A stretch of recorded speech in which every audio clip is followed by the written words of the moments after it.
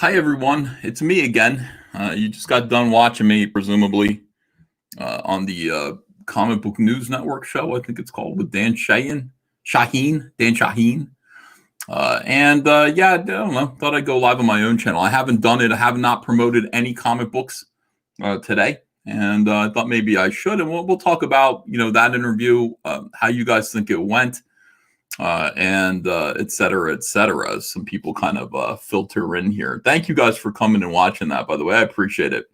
It's like, to me, being invited to be on any show is a privilege. I appreciate that. But being on a show where somebody disagrees with you, and they are sincere and they want to talk to you and work out their questions and issues or whatever it is. I very much enjoyed that. I think Dan's a character. It was it was interesting. I was very surprised. I have to tell you, quite surprised.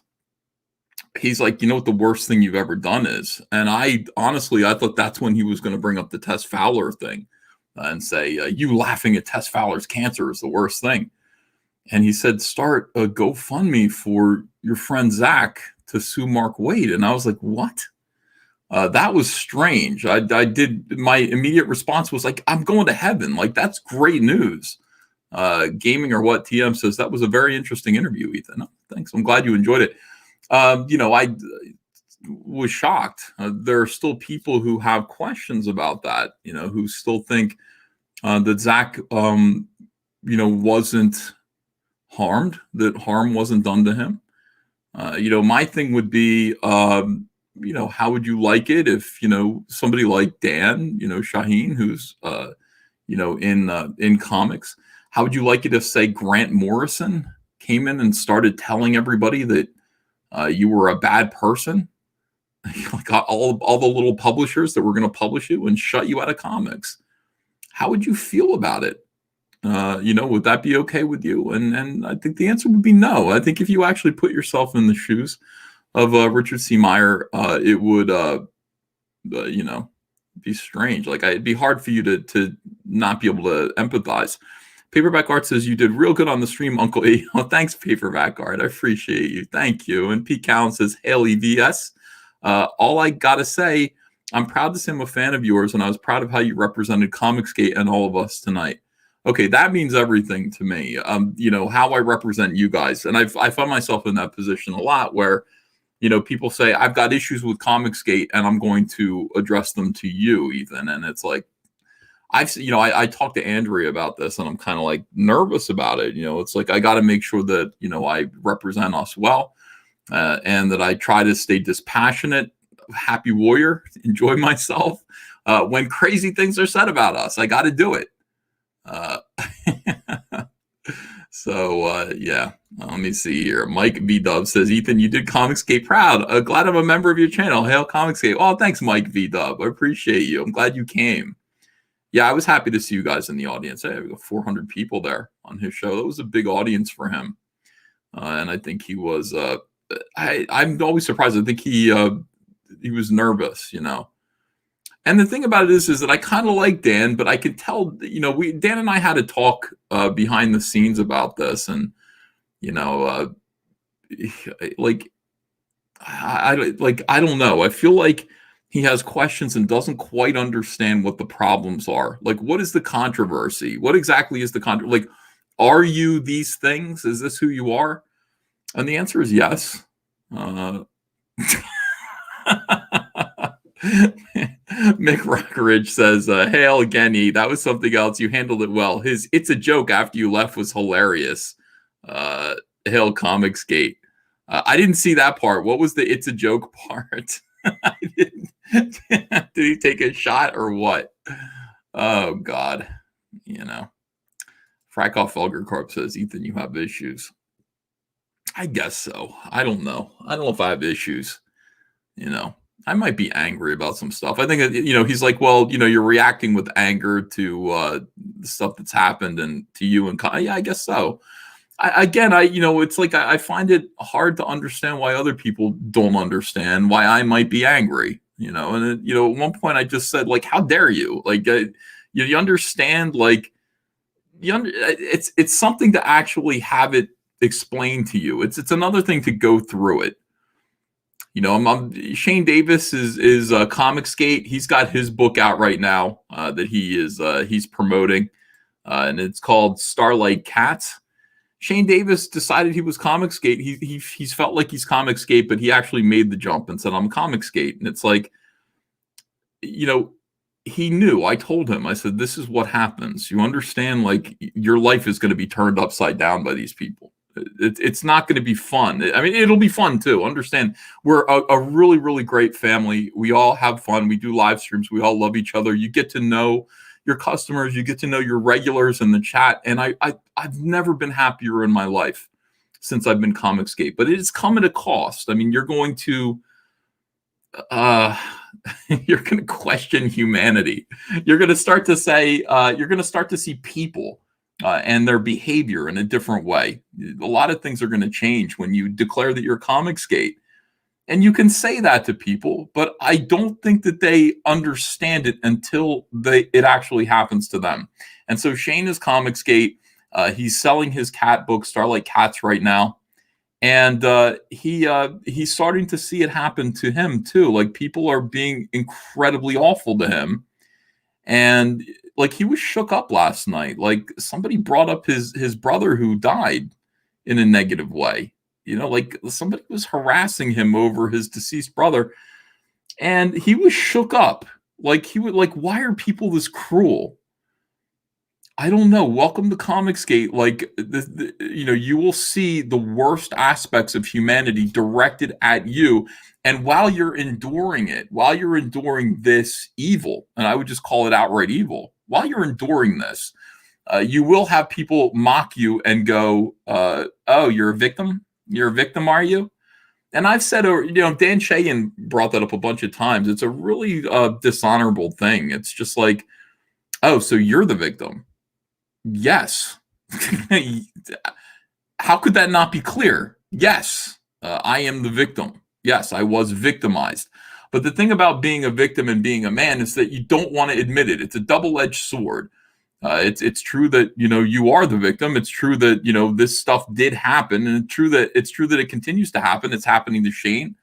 Happens to me often. I'll get people who want to kill me. People who spread awful rumors about me and want to do me harm.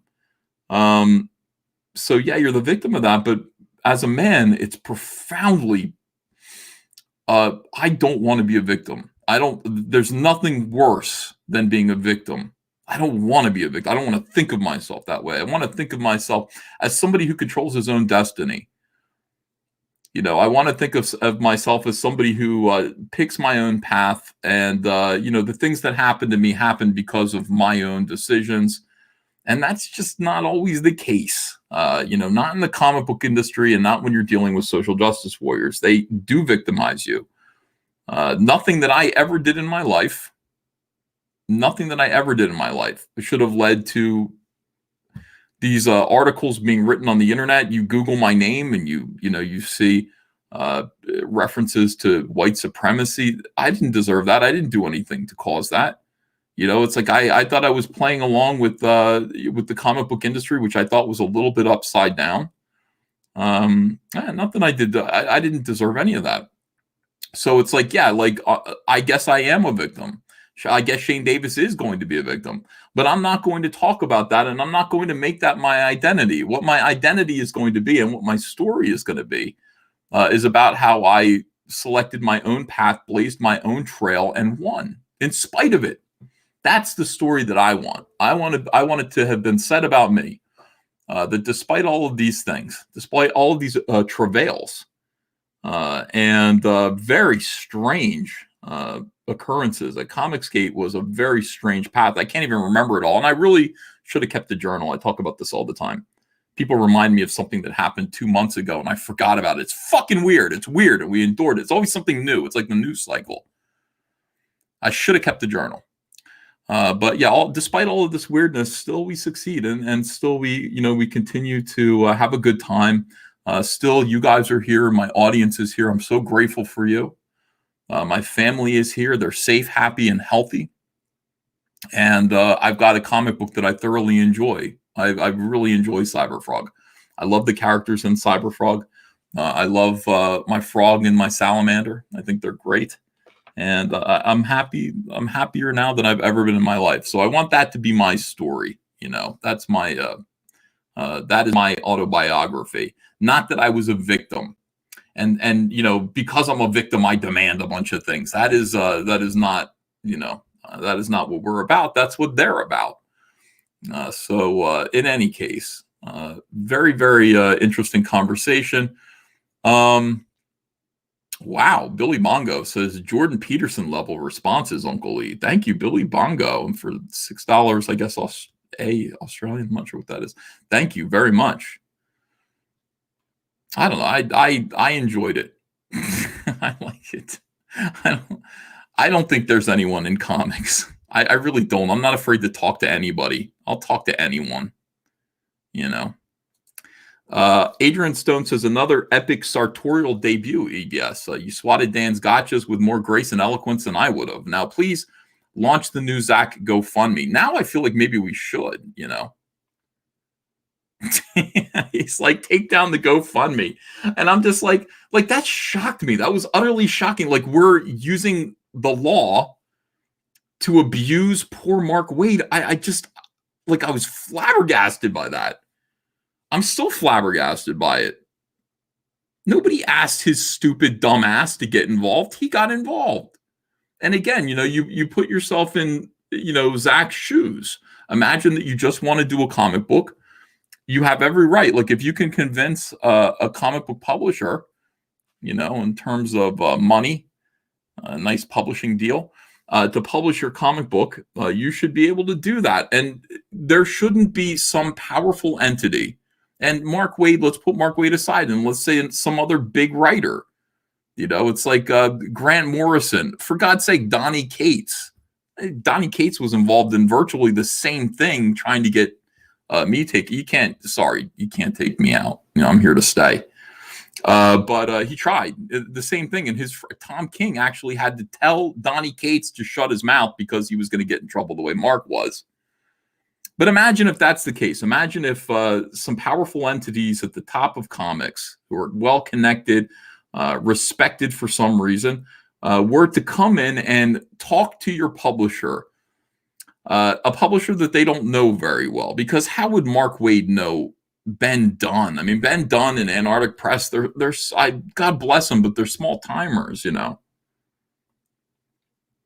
And, that publishing company, Antarctic, reached out to me and said, hey, we're going to become the publishers of these Republicans. Like, our plan is to turn Antarctic into what Comicsgate is, essentially. We're going to house and publish, all of the disaffected, blacklisted Republicans in comics. But that didn't last very long. They didn't have the stamina to do that. You got to have balls to do that. They didn't have the balls to do that. They crumbled after the first Mark Wade conversation. The idea that Ben Dunn and Antarctic Press didn't know what Zach represented is a lie. It's just a lie. They didn't need Ben Dunn didn't need Mark Wade to come and say, "Hey, do you know that this guy is alt-right, a Nazi, alt-right Nazi?" He didn't need Mark Wade's lies. Ben Dunn of course, he knew who Zach was. He knew that he represented kind of educational anti-SJW criticism channel on YouTube that was attracting a lot of attention and therefore would make a lot of money for the company. Mick Rodridge says, what's there to imagine? It does happen. Yeah, it does. And thank you, Mitch. Of course it does. But if it's not happening to you, you think it's silly. There's somebody who is interfering with you doing business and being creative, and nobody has the right to do that. Nobody should have the right to do that. Michael Bancroft says, thanks, Dan, for teaching us that laughing at blue-haired land whales is targeted harassment. Who knew? When he played that cartoon, I was just like, I want the camera to come back on me, and I want to be like, in my glory pose. Like, thank you, Michael Bancroft, for making that cartoon. Like, even though I look at that cartoon and to me it's funny, like, that's me I'm ranting, and everything that I'm saying there is pretty much true, but I'm being over the top and I'm being fun. And that cartoon is hilarious. Fat Ricky Gervais character. But that's a convincing argument. People know that's true. People know that little cartoon is full of truth. They hear it and go, can't disagree with anything in that cartoon. And you might not like me personally. I don't know why. But that was not showing that cartoon was not the best strategy if the purpose of the night was to, I don't know, convince people that I'm not correct. Yeah, that's like I told him. I said the one thing that really bothers me about you guys, and this is nothing. This is nothing unique to me. I remember watching some Ann Coulter interviews, and what the left tends to do is go, you don't really believe any of that, do you? It's like they can't believe there's anything other than this liberal orthodoxy that they've been programmed to believe. So what they do is they try to go, you're just kidding. You're just doing this for money, right? You don't really believe any of that. It's like, that is outrageous. I do this every single day. I talk about how I feel about things. I talk about what I believe in every day. The idea that I would come here and not tell you guys exactly what's on my mind, that I wouldn't be genuine, that he's disingenuous, he says, that I wouldn't be genuine about my content is silly. Now, of course, there are jokes. I talk about my sexism jokes are meant to be funny. I don't really have any problem with bitches. It's just, it's for fun. It's for laughs. It's a joke. Married with Children style humor. But the rest of it's very, very serious to me. It's important. So, all right, let me read some of these super chats that I missed. I'm sorry, guys. I'm going to try to stay on top of these, and thank you for one of the things that Dan said to me in private was he's like, I want to know how much you make on YouTube. And I was like, that's interesting. I'm happy to tell you, but why do you want to know that? And I think as it turns out, like the reason was you're just doing this for the money, aren't you? Well, yes. But am I tailoring my content a certain way in order to make the most possible money? No, a-hole. This is what I believe. This is what I believe. If I wasn't making any money at YouTube, I would still be saying this stuff. It's just what I believe in. All right, very interesting interview. Ethan says, gaming or what? TM. Paperback Art says, you did real good on the stream, Uncle E. Thank you. Pete Callan says, hail E. All I got to say is I'm proud to be a fan of yours. I read that one. Let's see. Charlie Snogan says, it was very entertaining. Nice job, E. Loved the searching for Loch Ness suit as well. Eddie Winkler says, EVS, add most composed man to your opening. Love you. Thanks, Eddie. Queen Bee is here. She says, hail EVS and hail Comicsgate. Thanks, Queen Bee. David Bowser says, what the F? The mayor and the governor of New York are having the police literally round up Jews in New York City as we speak. The world's gone insane. What? Not the Jews. What's going on?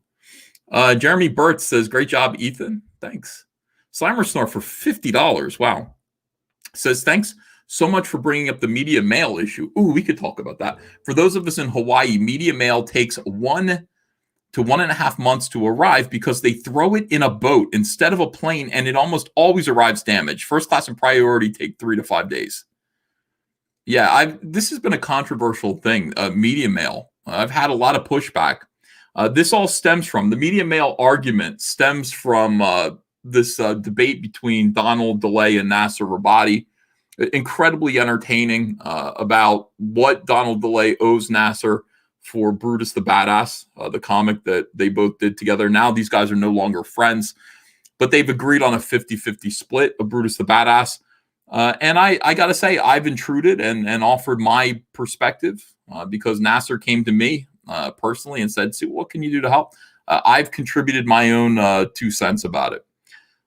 One of the things that I said was that when you are estimating, when you're a crowdfunder and you're estimating how much of the money that you get is going to go towards shipping, that is a big deal. Take your backer count and multiply it times $12. Why is that? Well, because domestic is going to be, $7, $8, but international might be a lot more than that. So you've got to just sort of average it out at $12, and you're going to come up with pretty much the right answer. And they said $7, $8. Some of Nasser's friends. It's like, what about media mail? Media mail's $3.30. And I had to point out that media mail is a weird thing. Media mail is something that, by the way, we tried to ship media mail Cyberfrog blood honey sometimes and had major problems with it. This is how I know this. Everybody says media mail is the way to go. Well, media mail is a government program meant to distribute educational media at a discount. That's the whole purpose of it. It could be CDs, it can be whatever it is. It's just reading material, but no advertising. And the reason why they say no advertising is because they don't want magazines that are mostly advertising to get this government discount called media mail. They don't want that. Okay, they want people who are being paid via advertising to pay full price for the government to ship their mail around. So that's the thing. Now, in the description of what can be sent via media mail, they say no advertising, and that means comic books do not fit the description, right? Because comic books are full of ads. Well, comic book people like you and me will counter that by saying, well, what about graphic novels and what about Comicscape books that have no ads? Surely, since we don't have ads, we should be able to use the media mail discount. And the answer is yes, strictly speaking, there could be an argument that could be made. But here's the problem. The problem is that you can make that argument in court, but you cannot make that argument to every single postal inspector that is going to get your comic book package along the way. And media mail has a unique thing about it. Media mail, because it's discounted and because the post office is taking a loss on it, essentially, postal inspectors are allowed to just open your package and just check to make sure that it is not, something that is disallowed for media mail. So they'll open up your package and they'll look at it and they'll go, it's a fucking comic book. And they're not going to flip through it and look for ads. Okay. They're not going to do that. What they're going to do is they're going to either reseal it and send it back to you, or, which is a return, and you will get a lot of those. Or what they're going to do is they're going to send it to your customer, postage due. The difference between media mail and, say, priority or first class. So the customers that paid already $10, $15, $20 to ship your books, I mean, what do you think that shipping money is for? It's for shipping. They're going to get hit with an additional bill at the post office. They're not going to get it delivered to their house. They're going to get a notification in their mailbox that says, go to the post office, you've got some postage due package. And then they're going to go to the post office and they're going to get hit with a $4.50 bill in order to retrieve the $25 comic book that they paid $10 to $20 in shipping for already. Do you think that's going to make a customer happy? That's going to piss a customer off. Consider it a lost customer. So for that reason, and that reason alone is enough, I say do not use media mail. Media mail is the lowest priority. All other USPS brands come before it. Media mail arrives whenever it arrives. The mail is mistreated. It's allowed to be opened, and there's a likelihood that it's going to cause you problems. So do not use media mail. Use first class. $7 domestic to ship first class. You charge $10 for shipping. You've paid for the Gemini mailer. You've paid for whatever is protecting the comic inside the Gemini mailer. You have paid for $1 for the person who has to pack the thing for labor. And you've paid for a service with a tracking number that you don't have to ask for. It comes automatic. You can get tracking on media. They added that in 2015. It didn't used to come with media mail, but now it does. You have to ask for it. First class, you get tracking, and it gets shipped there. It gets there in 2 to 3 days. That's where the money should go. So anyway, that's the whole media mail thing that I was talking about. And I encourage people not to use it. Most of the comics that I've shipped via media mail have been problems. We don't do that anymore. All Cyberfrog products ships either first class or priority mail. You paid a lot of money for this comic book, for these items. We want to get it to you as fast as we possibly can and in the best possible condition. And if the comic book comes to you beat up, it's not because we cheaped out in any way. It's just, it is the way it is, and we'll replace it. So, all right. So that's what I wanted to say about media mail. And there are people who will disagree with me and say, oh, but it's not worth it. Okay, it's not worth the risk. It's not worth the risk that even though you can make the argument that graphic novels don't count, they don't have ads. You can't make that argument to all the postal inspectors that do not give a shit. They just don't. They look at it and go, it's a comic book. Comic books are specifically mentioned within the code that they do not apply to media mail because of the advertising. Nobody's going to make that. Nobody's going to distinguish that. Nobody's going to open up and check. You could use it. You might get away with it, but I would recommend you don't do it. Okay, thank you. Uh, Bronze Age Kid says Dan's game plan was the backhanded compliment, always quickly followed by the but, which erases the compliment. He insulted me so many times, and it made me laugh. I can't help it. Eddie Dingle says, dude, he gives me $5. Thanks, Eddie Dingle. Chris Oak says, a tip for taking one for the team. Casey Jones says, invite the boys. They're wrapping up the stream on Fraga's channel. Oh, I will. I'll put the link out. Jim Cox says, spite or flight. Yeah, like he kept the one thing I will say also during that interview that was interesting was I was having a great time, and I kept looking at him and he just seemed like he was like, if I keep talking to you, I'm going to blow up, and so let's end this thing. And I'd have to kind of just de-escalate, like calm down. We can continue talking. You're putting on a good show here. We got 400 people. You're getting super chats. It doesn't have to get emotional. So I kept feeling like I had to de-escalate Dan a little bit. And at one point I took a shot at him. He's like, do you think all men are better than all women? And I said, well, no, most of us are. He knew I was talking about him not being as good as a woman or another man. And I think he took that. I don't know. I think he took that kind of hard, but it was pretty funny. Other than that, yes, all men, most men. All right. Clint Sweetcast was doxxed today, too. He was on with Tug talking about it, says Charlie Snogans. Yeah, doxing is a big, scary thing that isn't a big deal. I think we've all psyched ourselves up about doxing. Doxing is a big deal when you prize anonymity. When your name is Yellow Flash, you don't want to get doxed because you're hiding your real identity. And, there might be a reason for it. The reason why you're hiding your real identity is because you're saying some stuff that is controversial and you don't want people to find you and perhaps hurt you for it. Clint Stoker, everybody knows what his real name is. Everybody knows what my name is. You see my face, you see his face. People have built up the idea of doxing, which is simply, here's his phone number, here's his address, here's a picture of his house. And there are definitely some sinister implications behind that. That's the internet. It's just the internet. I would tell Clint not to worry about it, not to make a big deal about it, because making a big deal about it makes it worse. I was doxxed many, many, many times. And all I can say is, look at this palace you guys put me in. Have a look at my house. I don't care. It's like, if you come here, I'll kill you. If you come here with bad intentions, understand that that's the real world.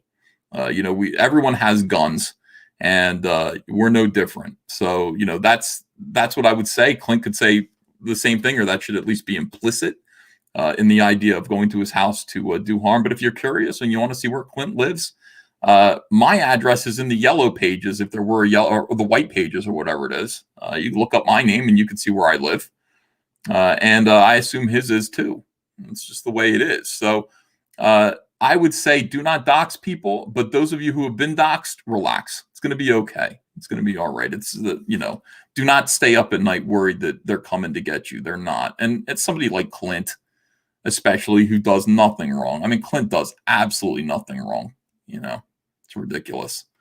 Preston Myers says the animated segment Dan showed made your case. It was clear that was the first time he actually listened to it, and he never recovered from it. Sad. Leg Kick One says, thank you, Ethan. Well done. Oh, thanks, Leg Kick One. Barb Rogers says, I feel guilty, like I cheated on you with Dan. Thanks for tipping him. It's funny when you guys give him money and he doesn't like. I'm like,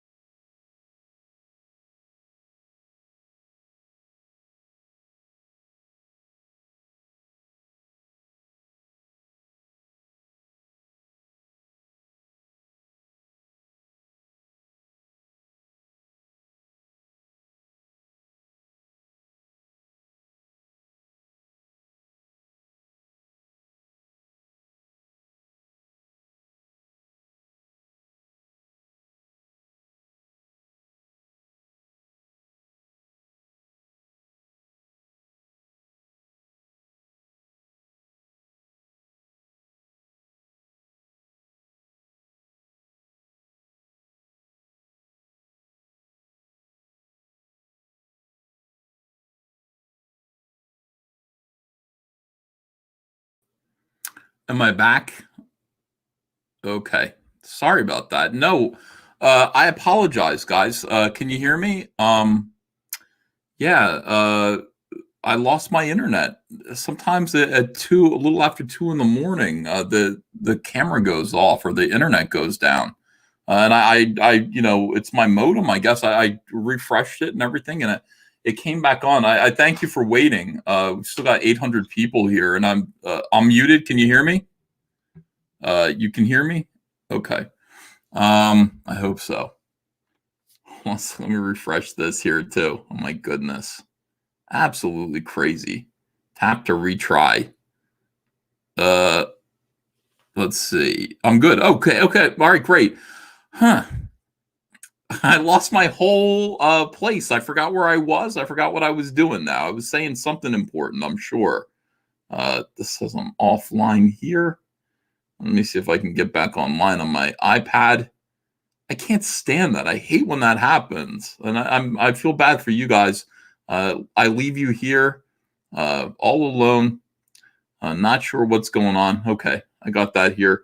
Was it the Whisper Network? Yeah. Why does everything have to be difficult, Smiling Bandito? That's one of my main questions in life. Why does everything? You were talking about a guy. Okay, who cares? Yeah, just ranting aimlessly as usual. Let me read some super chats and maybe I'll get my mojo back. You never cease to make us proud of being Comicsgate, Ethan, says Spike in Madness. That's nice. Thank you. Billy Bongo. He said Jordan Peterson level responses. That's crazy. Adrian, thank you for that. Adrian Stone says another epic sartorial debut. You swatted Dan's gotchas with more grace and eloquence than I would have. Now, please launch Zach's GoFundMe. I don't know, guys. I don't know if I'm going to do that. Sorry for belching. I was like sitting there drinking soda while I was waiting. I don't know if I'm going to do that. I think we'll just probably leave the Zach's GoFundMe where it is. I was going to invite more people. Okay, yeah, I was going to do that. I'll probably do that still. I just got confused. I'm like, why? What happened? What did I do wrong? I thought because I said we have guns here. I thought when I said that was YouTube punishing me. I thought YouTube was like, you don't threaten people. YouTube would be like, we have a policy here. You do not threaten home invaders with guns. You don't do it, or you're going to lose your channel. You're going to lose your monetization. You're going to lose all of those things. And I would understand if that was YouTube's policy, but it turns out that wasn't the case. It was just my, internet refreshing. Doyle Hargrave says, worst show I've ever seen. Dan equals male Heatherantos. Cecil says, tonight Dan could have caught ovarian cancer. Sean Tillman says, I saw a notification glowing and it led me here to the glorious, elegant, and eloquent yet humble human sunbeam. How are you doing, E? Blessings to you and the family. Quite well. Thank you. A nice day today. Fragaboom says, hey, Dan. Dan gives me $5 for a slice. Michael Beacon says, Shahin, talking about Comicsgate crowdfunds going nowhere. My book, 7 Legions, is now shipping on demand. Where's Richard Pace's crowdfund 5+ years late? Yeah, it's always tough. Like, he holds up my book and he goes, is this worth $25? And I'm like, yes. No, it just is. Like, factually, it's worth way more than that. He's like, would you charge this for a comic shop, like on the comic shop shelf? I'm like, well, yes. And, maybe if more people did, maybe if more people actually put out passion projects that looked great on the inside and the outside, I don't know. Maybe if they charged $25 for great comic books that came out infrequently, maybe things would be better for comic shops. But he was quick to tell me that everything's fine and better than ever. And whenever people make those arguments to me, like everything you're saying about the comic book industry, this is like serious gaslighting. Everything you're saying about comics being in trouble, they just aren't. Sales are great. They're like better than ever. And I'm like, well, like, what do you mean? Like, what do you mean they're not? Well, I mean, look at and then they bring up like look at Diary of a Wimpy Kid. I'm like, yeah, it's incredible. That guy's making a ton of money. Look at Dog Man. Yeah. I am. Believe me, I am. That isn't us. That's not us. That's comics in a way. It's a form of comics. But when you say that comics are doing well, I immediately just kind of think about us. I think about, the industry as I've known it and worked in it. I think about my peers, the people who worked really hard to learn how to draw Spider-Man or Batman or something. I think about Marvel Comics and DC Comics. I think about that stuff. And I suppose if you want to branch out to things that are kind of on the periphery of comics, and they're doing really, really well with an audience that has never been interested in what we do. And our audience is gone because we were shooting for the, fat lesbian crowd. We got a few fat lesbians, but we didn't get enough of them. Then we're not doing so well. So it's this incredible gaslighting thing that they do, where they just kind of say, hey, comics are better than ever. And I just go, what? By what measure? Oh, by a different measure than what would entertain us or benefit us in any possible way. Global warming isn't happening on Mars. Well, we don't live on Mars. We live here, where global warming is setting California on fire. Let's get serious about climate change, everyone. We got to make the climate different somehow. Elect Joe Biden. Okay, let me see here. Mitch Rockage says, what's there to imagine? It does happen. Yeah, it does happen. And people are interfering with each other. It is it's messed up. That was strange to me that I couldn't get him to understand what the lawsuit was, what that was for, how that benefits everyone. Very strange. I'd just be like, don't you understand? Like, it had to be done. This isn't the world that we want to live in. Understand, this one lawsuit isn't just about Zach versus Mark Waid. It's about people like Zach and people like Mark Waid. And yeah, Mark Waid did create he did do a very specific thing that was against the law. But there are more Mark Waids out there, and more of them who would like to interfere with and make it impossible for creative people who dissent from the prevailing narrative, the leftist orthodoxy, all of this nonsense. It's just, these people should not be allowed to work in comics, I guess, because they disagree with the politics of the majority in comics. I find that to be outrageous and very strange, just very anti-liberal, and not something that I'm willing to coexist with. I'm going to fight that. I'm gonna devote my life and my energy and my words, and what I do, I'm going to fight that one thing. I'm going to fight it until it's dead. I can't live like that. Antoine Dennison says, even if Meyer was everything Waid claims, he had no right to interfere with the Antarctic press deal. Mark Waid needs to get his comeuppance. Thank you, Antoine. So as simple as that. Charlie's London says, was in bed, but I think it's safer to say your show is a better way to start my day. Yet I have no doubt you owned it, EVS. P.S. I launch in just over a week. Oh, I can't wait to see the Charlie Chaplin comic book that you're creating, the official licensed Charlie Chaplin comic book. We'll promote it. We'll definitely talk about it. CB Scrapyard says, Dan says, I'm not seeing a lot of good books coming from Comicsgate. Also, Dan, I've only read Ethan's books. I caught that too. That's the kind of logic we're dealing with, says CB. Well, he's not reading them. He's looking at them on Twitter, I guess. He's like, I'm going to review your book. I don't feel like I should review it in front of you. I'm like, I guess don't do that. I guess review it on your own. I don't know. Got a new member here. Zoosh the Zenith is a new member. Thank you, Zoosh. I appreciate you. Get your trading card. Go to the community tab and follow the instructions in the first message that you see on the community page. And get your trading cards. Get your brother's card. Brothers. Zaid Comics says, good showing, Uncle. Yeah, I love the gloves. Thanks. My wife was like, The gloves are too much. But she liked the outfit. She's the one who told me that I was going to go with no beret. I had my hair kind of a mess. She said, like I put stuff in it and messed it all up. And she said, but how about the beret? Like, what kind of hat are you going to wear? The beret? And I said, I'd rather have like a band leader hat.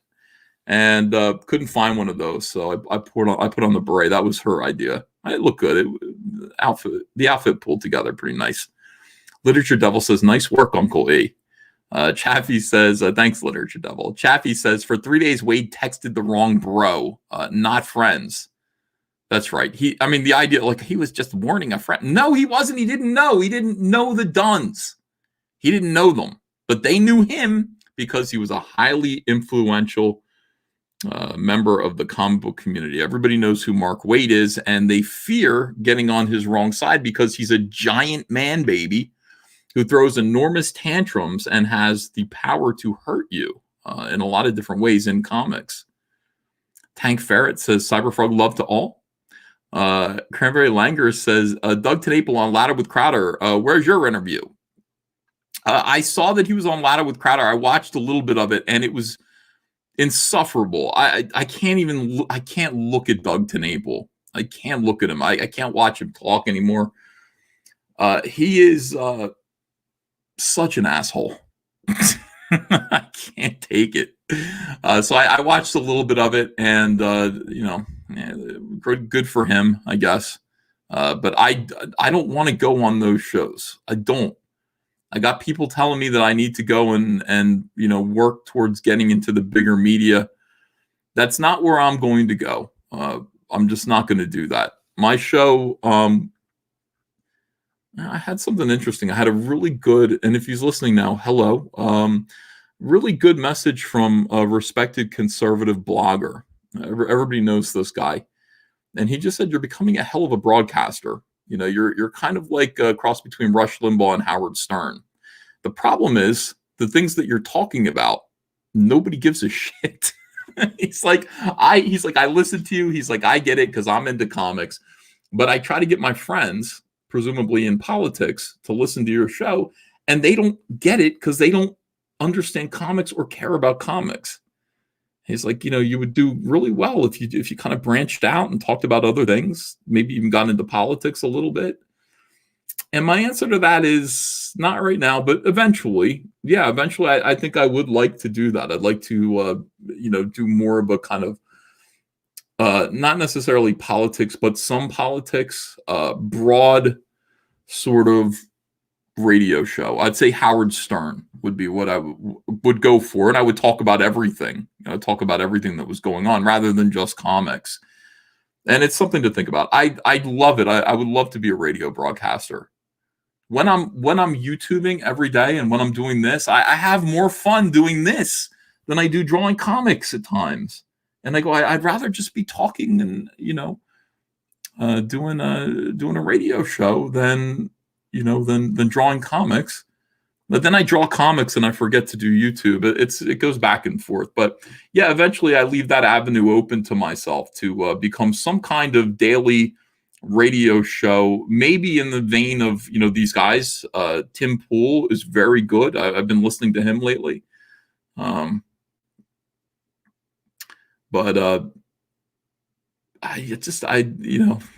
asked about my religion today was weird. But I like God guide, let go, let God, whatever direction that I go in is just going to seem like the obvious thing to do. Like the path is going to be open to make that happen. I do believe that, and people make fun of me for saying this, but I mean it. 7 of 9 says, are you smart enough? No, I'm not. Neither is Howard Stern, though. You think Howard Stern is smart? He's not smart enough to talk about what he talks about. But he's still entertaining. I would say, God kind of directs and guides, and just let go and let that kind of stuff happen. I believe in that. I believe in prayer. I believe in the power of prayer. My dad would be pleased to hear me say that. Charlie's London says, Aunt Andrea, if you're listening, waggle your finger at that woman comment. Ethan Van Sciver, don't make me come up there. Love you really, though. You guys, I wish Andrea would get on this show because Andrea is just like Andrea has, I shouldn't say too much about it, but Andrea doesn't disagree with me about stuff. You know, a lot of what's going on in the culture that's going wrong is because disgruntled people. And I would say that. I would say just disgruntled people who are causing trouble and, you know, activists of various kinds. And we, you know, I don't know. We talk about it a lot. Andrea would be, if Andrea ever came on the show and became like a Robin Quivers to my Howard Stern, that would be fan-fucking-tastic. But she doesn't want to. She just, she's a very private person, you know, and loves you guys, loves interacting with you, loves sending you your cards. We really appreciate you. But the idea of her being on camera and talking all the time, she would get shy. She would just get shy over that. And that's the reality. Very outspoken when you are with her in person, but getting on here and putting on a show isn't something that she'll ever do. And that's too bad because she's really funny. Captain Chokout says your outfit in that interview was amazing. Thanks. I ordered that a long time ago. I ordered that in March. I got all these outfits that come specially made. You know, I get stuff tailor made for me and have it shipped over. You couldn't see it, but the tie clip that I was wearing was something that you guys sent me, and it said the patriarchy on it. It's the secret patriarch tie clip, patriarchy tie clip that I wear, meaning that I am like, I imagine myself as a member of an underground cult. That's what that outfit was meant to be. Like, this is kind of like an underground cult that is the patriarchy, and I'm a member of it. You know, I represent, you know, men dominating, you know, women and their ambitions, and, you know, shutting it down. That was my thought process in designing that outfit. I guess it didn't really come through too much. I don't know what I look like, but I laughed when I saw myself, so that's what it's all about. Dan says Random McRanderson, Dan said not an attempt at gotcha, then went directly to my struggle. I saw him put that up and was like, God damn it. Can I live down one joke from 2007? Is that possible? Targeted harassment, Tess Fowler, literally because distraught and threatened to shut the stream in defense of Mark Wade. He's a liar. David L says, you were really stuffing your face with pies. Jason Stevens says, can you talk to your boy about a variant cover for his Impossible Star book where the aliens are obliterating the Amish? Now, that's a good idea. A bonus if one of them looks like Mark Wade. Seven says, think Mark, wow, that was 88 Hong Kong dollars. I don't know how much that is. That's probably like 5 cents. I don't know. I'm not sure, but thank you very much, Jason Stevens. Seven, thanks for $7. He says, think Mark Wade was speaking to Shahin through an earpiece. Excellent performance. Thank you, Seven. Possibly because I really didn't understand. Like, here's the thing. Like, I'm not so stubborn and set in my ways that I can't understand someone's point of view that disagrees with me. Because I can. Like, I go, no, I see it your way too, but this is why I think my way is better. His attitude about Mark Wade's interference made absolutely no sense to me. And I don't know if you felt the same way as you were watching that. And I don't know if it's just because naturally we're all comic skaters, probably, and we all kind of agree, but I didn't understand what he was talking about when he's like, you're using the law to, I was like, what do you mean? Like, that's just, I think as time goes by, people are able to rewrite history and offer an ahistorical and illiterate version of what actually happened, of what the events actually were. And some people buy into it and are convinced of it.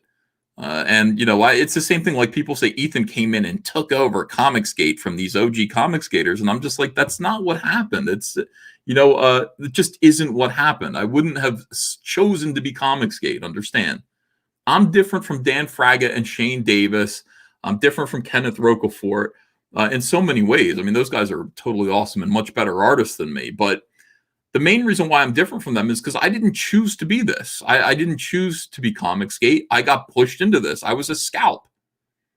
You know, they people like Renfamous like to reference Inglourious Bastards. God damn it, because I love that movie. Bring me 100 Nazi scalps. I was one of those scalps. They wanted to take me out so bad, these people. I wouldn't have done this. I wouldn't be Comicsgate.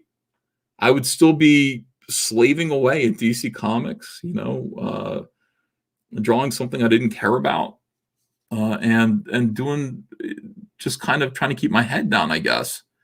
But no, they came for me. Comicsgate chose me. I didn't choose Comicsgate. The only thing I chose to do was take a hold of it. At some point, if you're you're in an airplane and you're heading for the mountain, you might as well try to crash through the mountain. And that's kind of what I tried to do.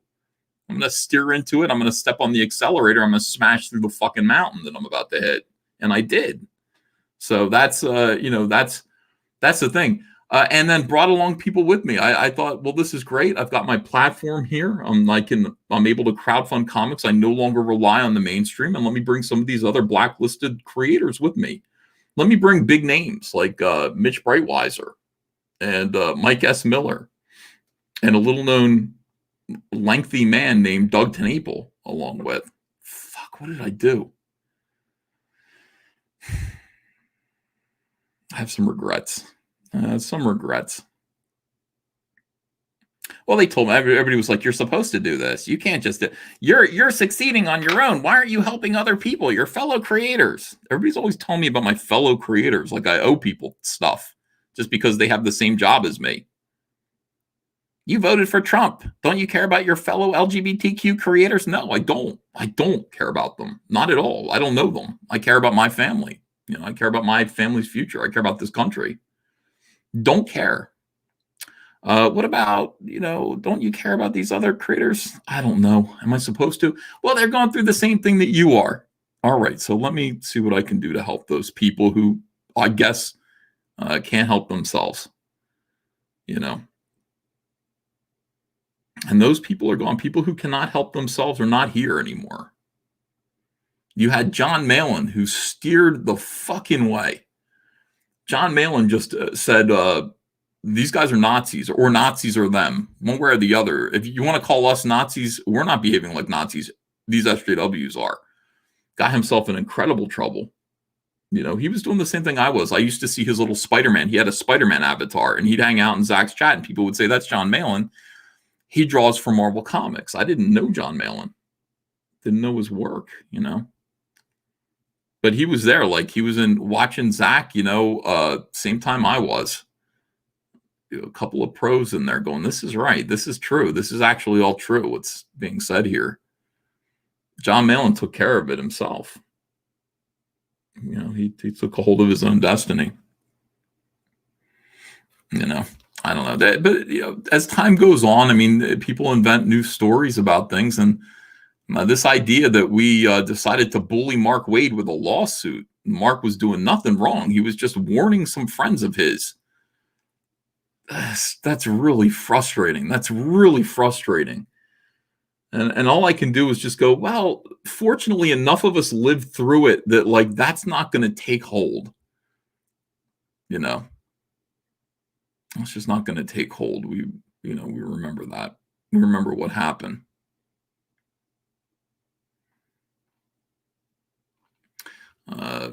More super chats. Thank you, guys. Granty's Nut says, Hail E, when is the fall Comicsgate auction? And what's the next stretch goal for Warts and All? Also excited for Shane's Starlight Cats. I got to update the Warts and All campaign. So we are getting we're doing the trading card album. That was the big thing that I wanted to do. I wanted to add the trading card album. But what I'm going to do is every $10,000 that we reach, I'm going to add a new trading card to the campaign. So you're going to get a trading card.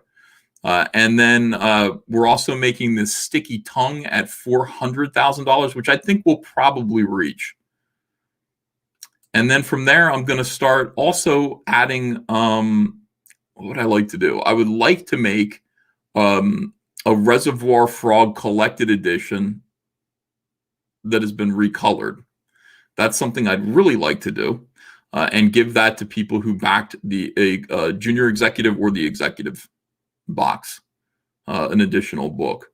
So I want to take the Reservoir Frog 1 and 2. I want to get them recolored. I want to make a collected edition and throw it in with that package, brand new cover, and all that stuff. And I got to think about stuff past that. We'll run it by you guys and see what you want. I don't know how much fuel the campaign has. I guess how far can we get it? But I guess we got to just assign stretch goals anyway, and then just keep moving. Yeah, Van Halen. That was very sad.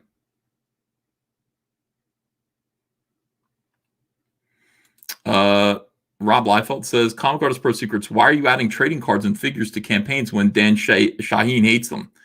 Yeah, I know. He's like, I don't like trading cards. I'm like, oh, I do. Other people seem to. Yeah, he said, he's like, I don't care about these things. I only care about books. I'm like, all right, well, sorry, I don't know what to say.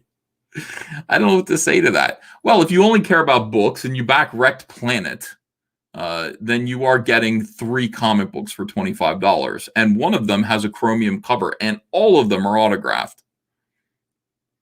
And all of them have a high resale value. And in addition to that, you'll get a keychain and a toy. You will get 6 trading cards, which I guess you can throw away or throw them up on eBay.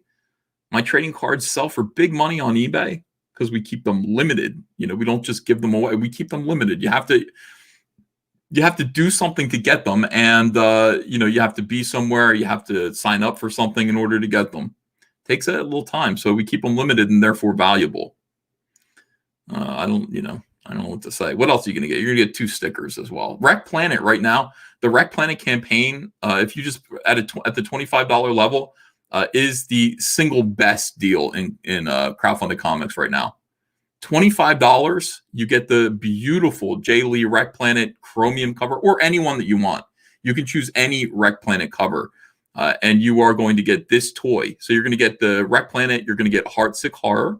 You're going to get the Salamandroid Color Zine. You're going to get 6 trading cards, 2 giant stickers, a Cyberfrog keychain, and a PVC toy. I've showed you the PVC toy. It's beautiful. The PVC toy is like incredible and awesome and probably worth $10 on its own, if you saw it in the store. So, it really is like the best deal in comics. People should consider backing it. And you can only do that. You can only do that kind of a thing through crowdfunding. You have to do it through crowdfunding. It just changes the way that comic books are sold and promoted and all that stuff. And thank you guys. This is moving right along. We're trying to get to 91,000. Oh, we're really close. Got a bunch more backers, and also 10,000 backers. We're 75 backers away from that. But I mean, think of it. It really is cool. We're actually making toys. We're making comics, and we're giving stuff. We're making it so that everybody gets these wonderful packages of fun, stuff with their crowdfunded comic. I think this is the future of comics. I could be wrong. It could be getting in your car and buying more stale Marvel and DC comics from your local comic shop. But I just don't think that it is. I think everything is changing and people need to adapt to it and try to attract positive attention. Cyberfrog, warts and all, brilliant campaign. I never thought it was going to do as well as this. Never thought it was. Taking every single Cyberfrog comic from the 1990s, all of the ads, every little silly thing, all of the short stories, pinups, bonus covers, even some stuff that's never been seen before, packing it together into one book that's 328 pages or more. It might be more than that. Give it a nice green ribbon, high quality, glossy, beautiful book that'll look great on your shelf. 328 pages, $30. $30. I think that's comparable. I think that's a better deal than almost anything that, DC and Marvel are offering right now. 328 pages for $30. I think that's a $50 book at DC. I think this is a $50 book. You can get the bonus edition. Look at this edition. This has got a nice green, warty leather frog skin cover slipcase. And it's going to come with a bonus book called Frogapalooza Zine, 60 pages of previously unseen, unpublished Cyberfrog material that came out before. It didn't even come out. It was just something that I gave to my friends. We're going to publish the stuff that the zine, the actual zine material that nobody's seen before is going to be in this book. get this bonus book along with the complete 90 Cyberfrog warts and all. $100, and we're going to be adding Reservoir Frog to that, a new recolored, remastered Reservoir Frog book. I might call that Unforgettable Tales 4. I got to think about it. Sold out of all these executive box editions, but understand one thing. I got people going, I missed the executive box. I missed it. Yeah, but as time goes on, people do refund stuff. I'll get refunds. And I'll get somebody who's just like, I can no longer afford it, or I hate you, you bastard. I'm going to refund my executive box. And then this will show up again. And it's first come, first serve. So just kind of click on the campaign every now and then and see if anybody's refunded an executive box. You could pick up their refund. And, I would appreciate it. That would be great. And thank you guys. Oh, man, thank you so much for supporting this campaign the way that you have. I don't even know what to say. All of our campaigns win. They just win. They're so wonderful. People are excited about them. They do great business. People are excited about Cyberfrog. And if you think Cyberfrogs, I can't wait to show you Rainbow Brute and what we're doing with these My Girthy Stallions. We're going to make the coolest stuff. I think the My Girthy Stallion toys that we're going to offer should actually do things. I think we should make one into a Zippo lighter. I think we should make one into a beer bottle opener. So they actually look like the My Little Pony toys, except they're aggressively masculine, kick ass like horses, with great names. I mean, and then they also do something that men could use, like, open a beer bottle. I don't know what else. Yeah, like a Zippo lighter. Stuff like that. It'd be fun. We do that stuff. We can make anything that we want. When you have a successful crowdfund and you actually are making money, this is the whole thing that they don't understand. Yeah, people are paying $25 initially. That money goes into a big, fund right here. And then we take that money and we spend that money to make more things so that people get extra goodies that they weren't even expecting. And by the way, my sales prices are down. I mean, Unforgettable number 3, $10. $10, just $10 for a comic. He basically said that my comics were worth $10 already. That's what we're charging. That is what we are charging now. Magnificent. Magnificent. God, I'm happy. I love this stuff. Absolutely love it. Oh, so when is the fall auction? The fall auction is going to be like next week or the week after that, middle of October. And it'll be 2 days. That's traditionally what we do. We do it on Friday and Saturday night, and we go as late as we can. We start at like 7, maybe even 6. We try to make it, until midnight or past midnight, so that everybody can kind of offer 2 pieces of artwork. And then we show up the next day too, because we only do this seasonally. So, at 22 caliber, we'll make guns. Make a 22 caliber girthy stallion. God, that'd be awesome. A cigar cutter would be a great idea. Yeah. Brass knuckles. Yeah, I like the idea of the toys actually being useful. I really like that idea. Yeah. Show the art ahead of time. Okay. I'm going to sell the Graveyard Shift cover. I'm going to sell a couple of Cyberfrog pieces. I think that's what I'm going to do. I got a couple of things. I got a few things that I can sell. It's always like auction season comes around. I'm like, what am I going to sell? Like, I don't know. I got a couple of things this time. So, that'll be fine. And then I'll invite everybody who wants to come on, like all the artists that we've got in Comicsgate will be allowed to come on and be a part of it. It should be fun. All right. Channel monetization, teaching everybody how to read their super chats. That's important. What is Dogman? Please explain, says Sapient Underground. I got to be honest with you. I'm not really sure. It's kind of a comic book thing for kids. Think of Captain Underpants. Like, that's what it is. You know what I mean? It's Captain Underpants style stuff. And they sell they sell so well. Kids are really reading a lot more of this crap than ever. I don't know. This stuff really, really does sell. I always think about it. I'm like, what would I do? No, that's just not what I want to do. I want to do, I want to do Rainbow Brute and Cyber Frog. I don't really want to aim my books at, 8-year-olds or I know there's a market there. It's not for me. David L says, when are members getting their next card, Pie Man? That's a good question. I guess I got to do the Shockroach card. I'm busy working on the interiors of Cyberfrog Wreck Planet, but I should make a trading card. Let me do that. Let me do that this week. Cranberry Langer says it takes a while to make a card. By the way, as soon as I have the art, I take it to go get fixed up, and then printing usually takes 2 weeks. So making a card from start to finish takes a while, but I'll get it started this week. Cranberry Langer says, see if you should see if you can go on Tim Pool's or Adam Cast. Is that what it is? I would go on Tim Pool show because I like him, but again, people have to come to me. I'm not going to go to them and go, please let me on. The only person I'm going to go, I'll go to Gary Nerdrotic and say, let me on your show, please, Gary. Please.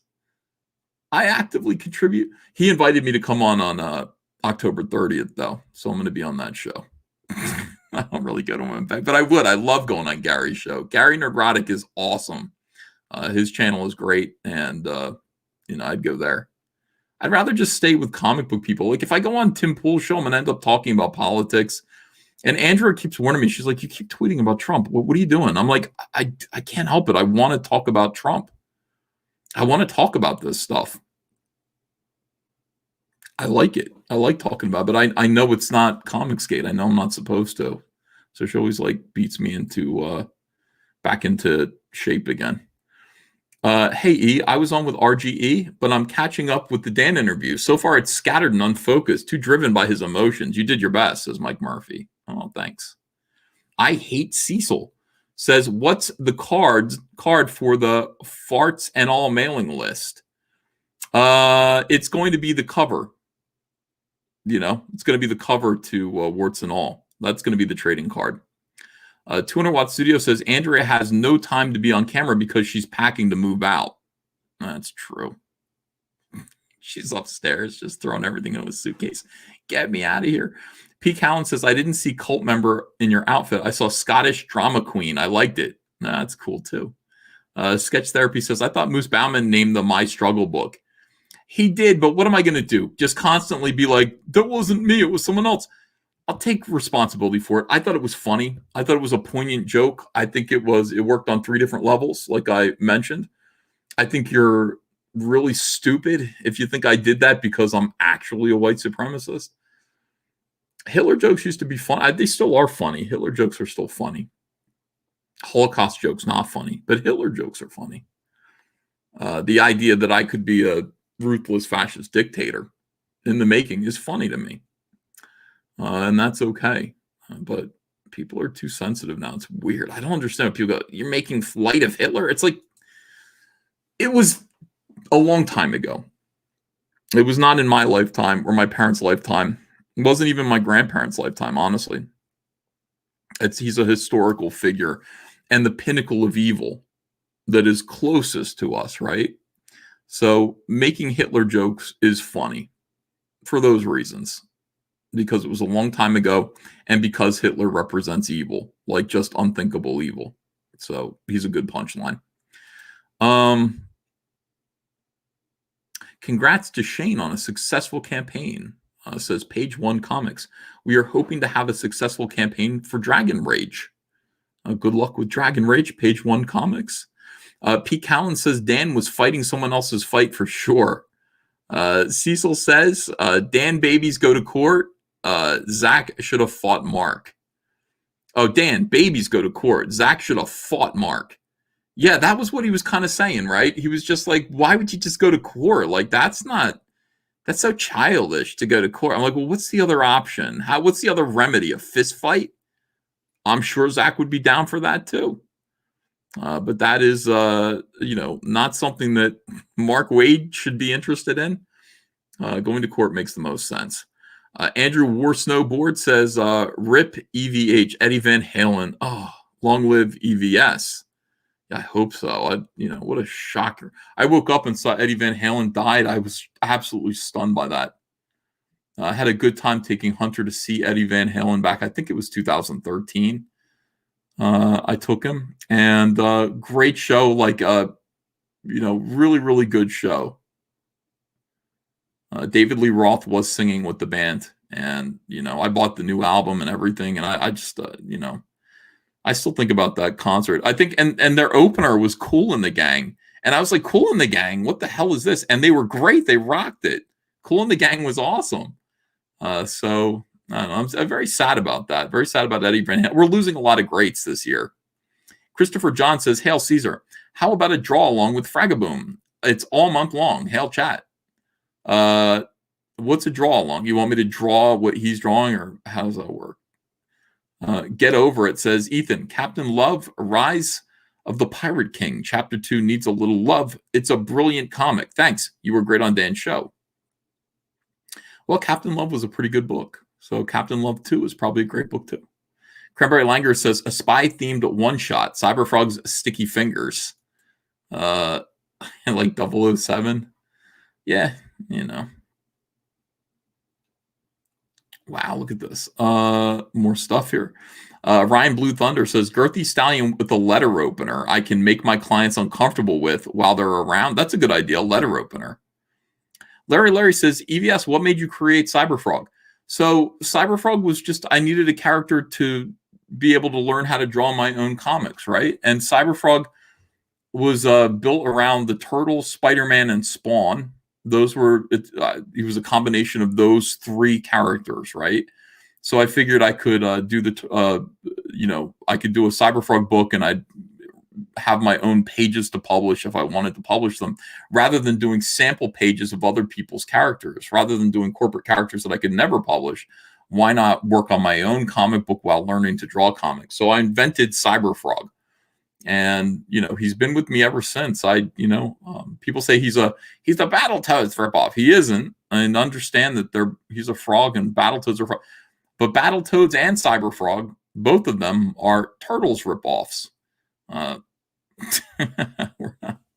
It's not a ripoff of a ripoff. It's just it's a second generation ripoff of the Turtles, because I love the Turtles, absolutely love them. I wanted to do my own version of it, and frogs are emblematic of good luck to me. They're a totem of luck and happiness and peace. That's what they represent. And I've always had dreams with frogs in them, which is strange.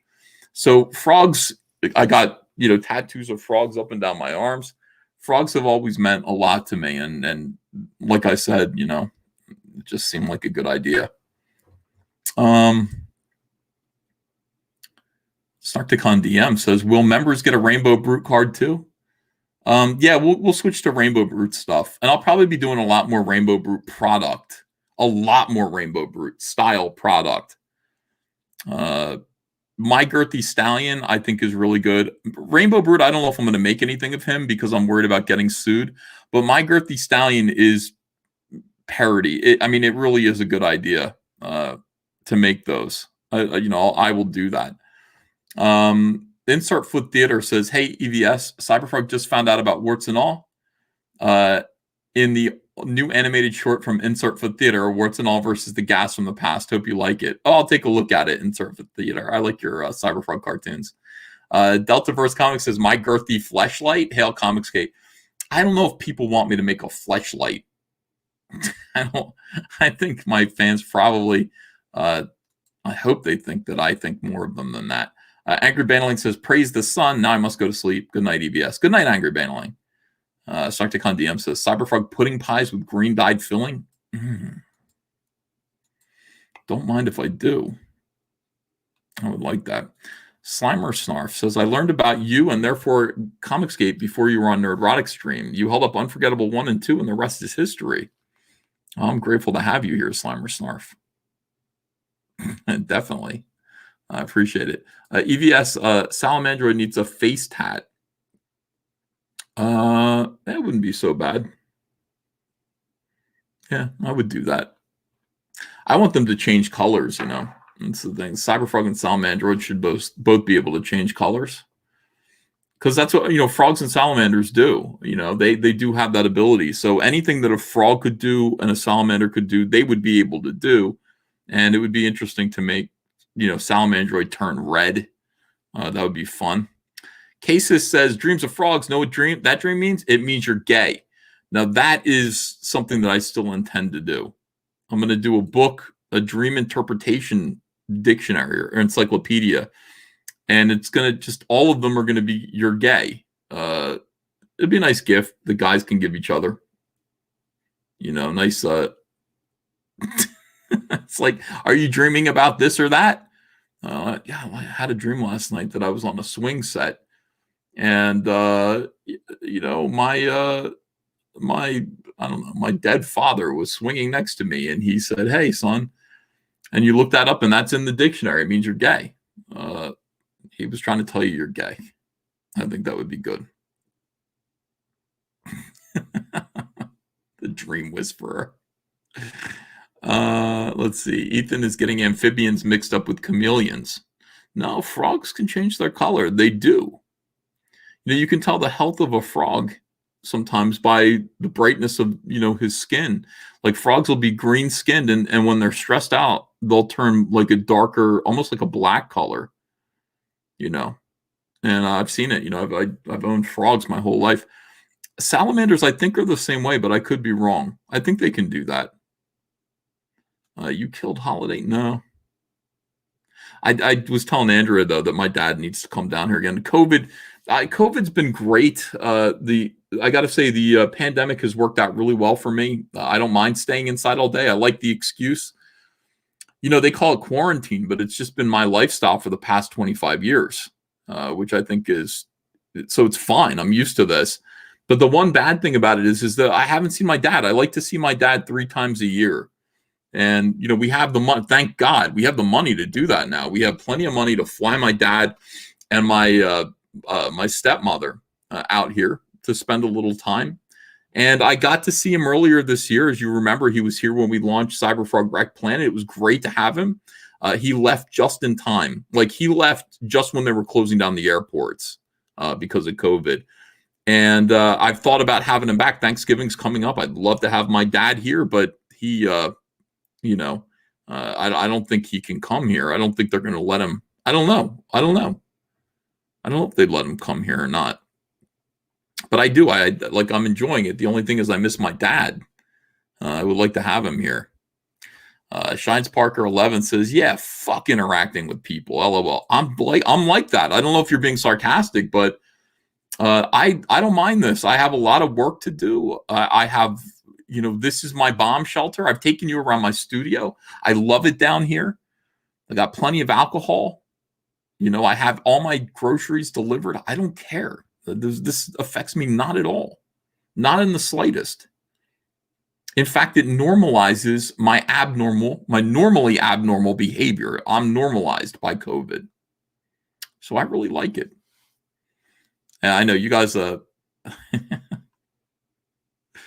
hypnotist Ray Williams says your dad was great. Yeah, he is great. My dad's, it's funny. It's like my dad is a dichotomy. It's like if you read about my dad growing up, and I'm, fortunately or unfortunately, I don't know how it is, but my brother Noah is a cartoonist, and he has chronicled some of our childhood together, in particular in one comic book called One Dirty Tree, in which my dad, he tells the story of when he was a kid, and his perspective of Holiday was my dad was abusive and, all these things. And he was, my dad was kind of a little wacky, and he's like had 9 kids. I don't know what 9 kids. 9 kids, and you're not the type of person. You're a hippie. You don't want to. He was a lawyer. He didn't want to do law. My dad would be like, I just feel weird taking money from people. I'm like, Dad, you need to feed your family. You got to. Well, I'm doing all these law cases where I'm defending drunk drivers who can't pay me, and I don't want to take their money. Fuck, get better clients. We talked about some of the things that my dad decided to do in order to raise a little money. Marijuana. My dad's a hippie, but at the same time, he's such a weird, my dad was defending his client, and he had a deal. Like, he worked out a deal with the prosecutor, and he said, "Yeah, like, let's get together on this, and then we'll present our deal to the judge, and get my client a better deal." And he had it all worked out. And when my dad got up, in front of the judge, the prosecutor reneged on the deal. And my dad was furious, and he called a sidebar back to the judge's chambers. And he said, "We had a deal. We worked this out. I don't understand why you're reneging on it now." And the guy said, "I just don't like your client's face." Prosecutor said that. So my dad, in front of the judge, boom, punches the prosecutor, knocks him cold. Holiday. And I was like, Dad comes up. How did your case go? I punched out the prosecutor in front of the judge. My dad. I'm like, "Dad, you're that's holiday. That's holiday for you, Great. I mean, you could make the argument that he's not such a great guy, but he's such a great guy at the same time. He was not a great father growing up, but he's a great father now. Proud of him. I love him. And yeah. By the way, the judge did say, "Oh, so this is the other part of the story." Like, the prosecutor got up and he said, "He hit me." And the judge said, "You reneged on a deal with him. I would have hit you too," which was great. But my dad, of course, was temper on him. It's frowned upon in court. I was so proud of him, though. But at the same time, just like, get it together, Dad. You got to get it together. So I learned a lot. Andrea always says, we learn, our best teachers are our parents, right? So, good or bad, you learn from your parents. You learn what to be or what not to be. And, I learned a little bit of both from my dad. But in any case, I love my dad and I want to see him. And, COVID is getting in the way of that. Love to have him out here. Thanksgiving is coming. We got that new Italian, dining room set. Andrea is going to cook a great turkey. I would love to feed, I'd love to feed more of my family. Her family, there are going to be some of her family that are going to, come here that live in New Jersey. But boy, it'd be great. So in any aggressive notifications, my dad. Oh, complicated man. Just a very complicated man. You could Noah tells stories in his book that make you go, "Your dad's an asshole," and it's like, yes, but he's also a great guy. It's nobody. I don't think anybody is that simple. I just don't think that that's the way people are. People are messy, complicated, and all except for SJWs. They are 100% dickheads. All right, let me see. Vince Rush Art says, "Just watched that conversation with Dan. My God, you were great, man. God bless. Hail Cyberfrog," says Vince Rush. Hey, thanks. I appreciate it. It was fun. It wasn't hard. It's, look, keep your emotions in check. The thing about it is that the thing that I benefit most from is that I feel like, I'm right. It's not like Comicsgate is something that I feel is indefensible. I think it's rational. I think it's ethical. I think it makes the most sense. Everything I believe is true. And I might be wrong about some things. He's like, "Comics are doing great. They're on an upswing." Well, I don't think so. My personal feeling is that DC is probably going to stop publishing comic books almost entirely by the end of next year. It's going to be slashed by the end of this year. It's going to be brutal by the end of this year. But next year, they're going to keep cutting and cutting and cutting back the line. Everything that they're doing now, and Dan Shahin's like agreeing with me. I'm like, everything that they're doing now is YA and aimed at HBO Max. And he's like, "But look at what they're doing. They're going into bookstores now." And yes, with YA novels aimed at turning them into TV shows for HBO Max. That's what they're concerned. They're not doing comics just to do comics anymore. They're doing comics to do television now, to do streaming stuff. Yes, but that's comics being healthy. I put it to you that no, it isn't. No, it isn't. People should want to do comics just to do comics. I'm not doing Cyberfrog to get to the movie or to make a toy deal or anything like. Well, I'm making my own toys or anything like that. I'm doing it because I want to do comics. If it doesn't become a movie or a TV show, I kind of don't expect it to. I just want to do the comic book and tell the story and have a nice, thick book at the end of it. That's all of my Cyberfrog, all 12 issues that I want to do of Cyberfrog. That's my end goal. Whatever happens from there. But that's what I'm looking for. Those horrid YA things are not common. See, Eric, that I agree with you. But strictly speaking, they're going to say, yes, they are, and therefore comics are healthy. Now, could comics do a complete rebound in next year? Maybe, sure, I guess. I don't see how, but maybe. Mitch Rockage says IP farms. Yeah, they're IP farms, which is what they've always kind of excused themselves as being before they had AT&T breathing down their backs and saying, no, you actually do have to show results for everything, or why are we publishing you if you're not making a lot of money? And that's the case. So talking to somebody like Dan Shahin about Comicsgate is a pleasure. I like talking about Comicsgate.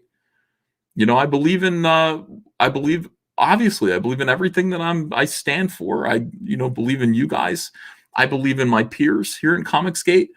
And when you tell me I got canceled by a couple of my friends because I had you on the show, how do you not see you're the bad guys?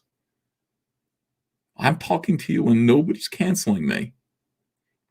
I can do whatever I want as a Comicsgater. I can work with anyone that I want. I can be who I want to be. I can do, and that's what Comicsgate's all about. It's just about free association. It's about movement. You've got Razor Fist who wants to work with Vox Day, and he's Comicsgate. Indeed, Vox Day is Comicsgate.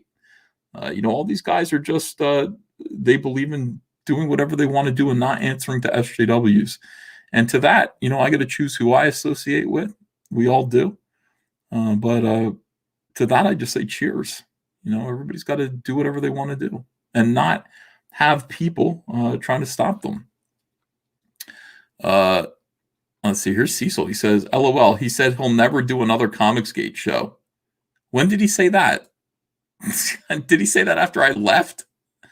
God, it's so weird, man. I don't understand the emotion about it. I don't understand. After I'm never going to do. He'd be like, suing Mark Waid was cowardly. It's like, no, it wasn't. It was so brave. It was so brave to do that. It's not cowardly. It's brave to stand up for yourself against forces that are much more powerful than you. It's just brave. You got to do it. Just stand up for yourself.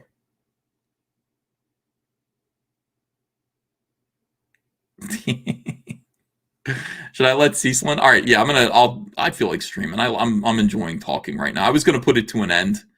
I was gonna put an end to this. But no, I don't know if Cecil wants to come in or not, but I'm gonna let everyone in. Here we go. Paste. I'm gonna let Dan Fraggett in. Jack Show, will put this in the Jack Show chat. If anybody wants to come in. And I'll put, should I put in Comicsgate? Why not? Let's put in the Comicsgate thing. By the way, the other thing about Shahin's show is that he pursued me relentlessly to get on there. I didn't ask. I don't think I even asked once. And he had me scheduled at least twice that were canceled for circumstances. I understand there are circumstances that were beyond his control, but it's like you wanted me to come on. I don't understand why. Let's just have fun. Who cares? Yeah, I enjoyed it. I had a good time. Yeah, he did, and that were jokes. Oh, he called you guys. Were you guys harassing him in the chat? He gets angry he does get angry at super chats. I had to tell him, I was like, you need to read the super chats. It doesn't matter. Like, the only time I won't read a super chat is if it has something that's get my channel in trouble. But I think YouTube mostly screens that stuff anyway. Like you couldn't say something anti-Semitic in a super chat, I don't think, unless you fairly nice. I got to go back and look. I wasn't looking at the chat much at all. I had the chat right here, like on this iPad. So I had the chat on this iPad, and when you saw me looking to the side like this, I was looking at what you guys were saying, but mostly I was focused on him because I was like fully aware that I was in the middle of a debate. So, it's like I got to talk to him. I got to pay attention to what he's saying. I thoroughly enjoyed it. I love dishing Comicsgate. I love talking about it. No problems at all for me. Let me look at a couple of the campaigns here real quick. Shane Davis's Starlight Cats. Let me just tell you guys, Shane Davis and his Starlight's Cat book looks tremendous. This looks absolutely awesome. The artwork looks amazing. Shane Davis, this is his first Comicsgate project, issue number 1 of it. This looks like the kind of book that you're going to enjoy if you like Voltron, if you like this kind of Disney. I can see Disney picking this up, or maybe not Disney, maybe even like a anime could do this, or manga. Anime is the cartoon, manga is the comic. I could see them doing this. But also I would give this to my kids. This just looks like something that you could give to your kids. And these guys, again, somebody like Dan today was just talking about how, Marvel and DC are trying to reach the next generation of reader, like the kids. Well, here we are. I mean, here's Shane Davis doing the same thing. This comic book would be beloved by your kids. So, why not take a chance? Pick this up. You're not going to be taking a chance. It's a great looking comic. Space Cats versus Space Rats.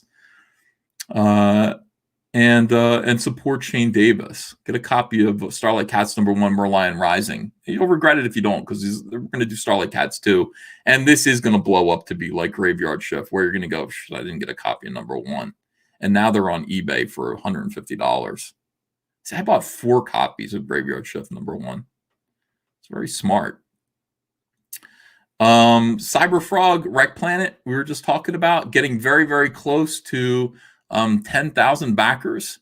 We just got okay, so we got to 91,000. We're counting this down. We're trying to get to 1.1 million. So we've got $9,000 more dollars to go. And then we're trying to get to 10,000 backers, and we've got 73 more backers to go to get there. And I'll still promote this every day. This campaign is the nicest, best prepared campaign that I've ever done and that I could ever do. This campaign is so good. It's filled with so much great stuff that I'm very proud of it. Very proud of this campaign. People are going to be thrilled when these start to ship. Hold on, somebody's here. Oh, there's Cecil. Hi, Cecil. Oh, hello. Cyberfrog Wreck Planet. Then also Cyberfrog Warts and All. I want to invite you guys to support this campaign. We just got to 25. So far, you're getting 2 trading cards. I got to choose what trading cards those are going to be. And once we get to 330, there'll be 3. I want to do 9 trading cards if possible with this campaign. A whole page worth of cards to go into your free trading card album, because you're going to get a trading card album, and each page of the trading card album holds 9 cards. So I'm going to do 9 trading cards, and I'm going to do 1 for every $10,000 that we get to. And that'll be a trip. What do you think of that, Cecil? Sounds great. So, Cecil, first of all, this new look. I don't know how I feel about it.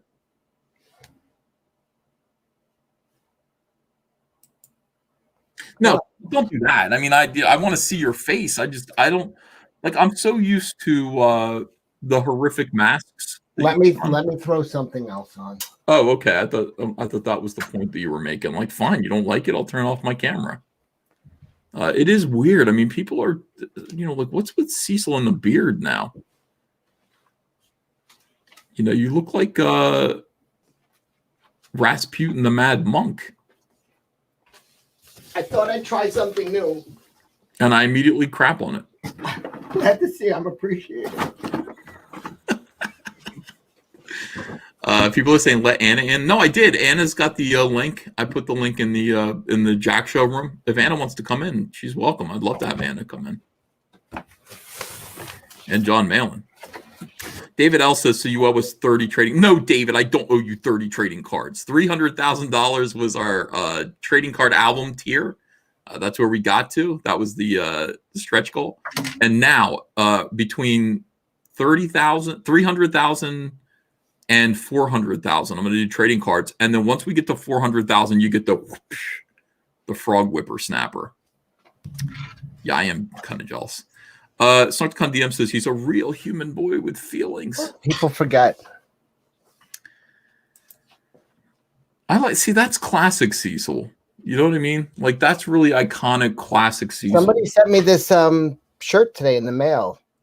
What is it? It says "pedo to the metal," and they're throwing a pedo into a Iron Maiden. Into an Iron Maiden. I don't know where I'd wear it except here. Yeah, you get shirts like that, and you're like, I don't know where I'm supposed to wear this. It's nice. It is nice. Pedo to the metal. You've been kind of anti-pedophile lately. It's a very brave stance. Who isn't? I mean, is it really? Netflix. That's true. I like that. I like when people. I hate pedophiles. I'll buy you a shirt so you can wear it. I hate Nazis. That's good. That's special. So we were talking. I was only on for a minute or two with Dan Frega and John before you came on. They were trying to hem you up legally since you were running that campaign for Zach. They were like, he was really obsessed with getting. You want to make a bet? You want to bet? And I'm wondering if that was some kind of I don't know if it is. I just wonder if there's if there's any kind of legal precedence that you can't give money for a case if you're betting on it or some bullshit like that. What do I have to do with it? I mean, all I did was help raise money for it, so I don't think that's it. I don't know. I don't know. It just we were both. I mean, we were all just kind of like that was real. He was really like hell bent on getting you to make that bet, and you were like, nah. Yeah, like I'm not interested in that. I don't think that. Here's the thing. Like I'm not confident that Zach's going to win the case. See, and I think that's what he's trying to do. He's trying to go, are you sure that he's going to win? And I'm like, no, I'm not sure that he's going to win. What I am sure about, though, is that he needed to stand up for himself and he needed to try. The end result doesn't mean it. What's going to happen? Like if he wins, what's he going to do? He's going to get some money from like he'll never. Yeah, there are consequences. That's the whole thing. Even if he loses, it means these guys are going to, they already did change their behavior in a big way. They were way more aggressive before that. So no, it made its point. If he wins money, good. God bless him. I hope he does. But if he doesn't, the point has been made that like, we're going to go after you if you're going to fuck with us. So yeah, I think that's it. I mean, again, just, I can't believe that it needs to even be said. Like I was stunned by that. I was honestly stunned by him thinking that was, his points were so bad tonight. Like he's like, here's your targeted harassment. And he plays like your greatest cartoon. That shit was fucking great. How is that targeted harassment? He played your patent speech.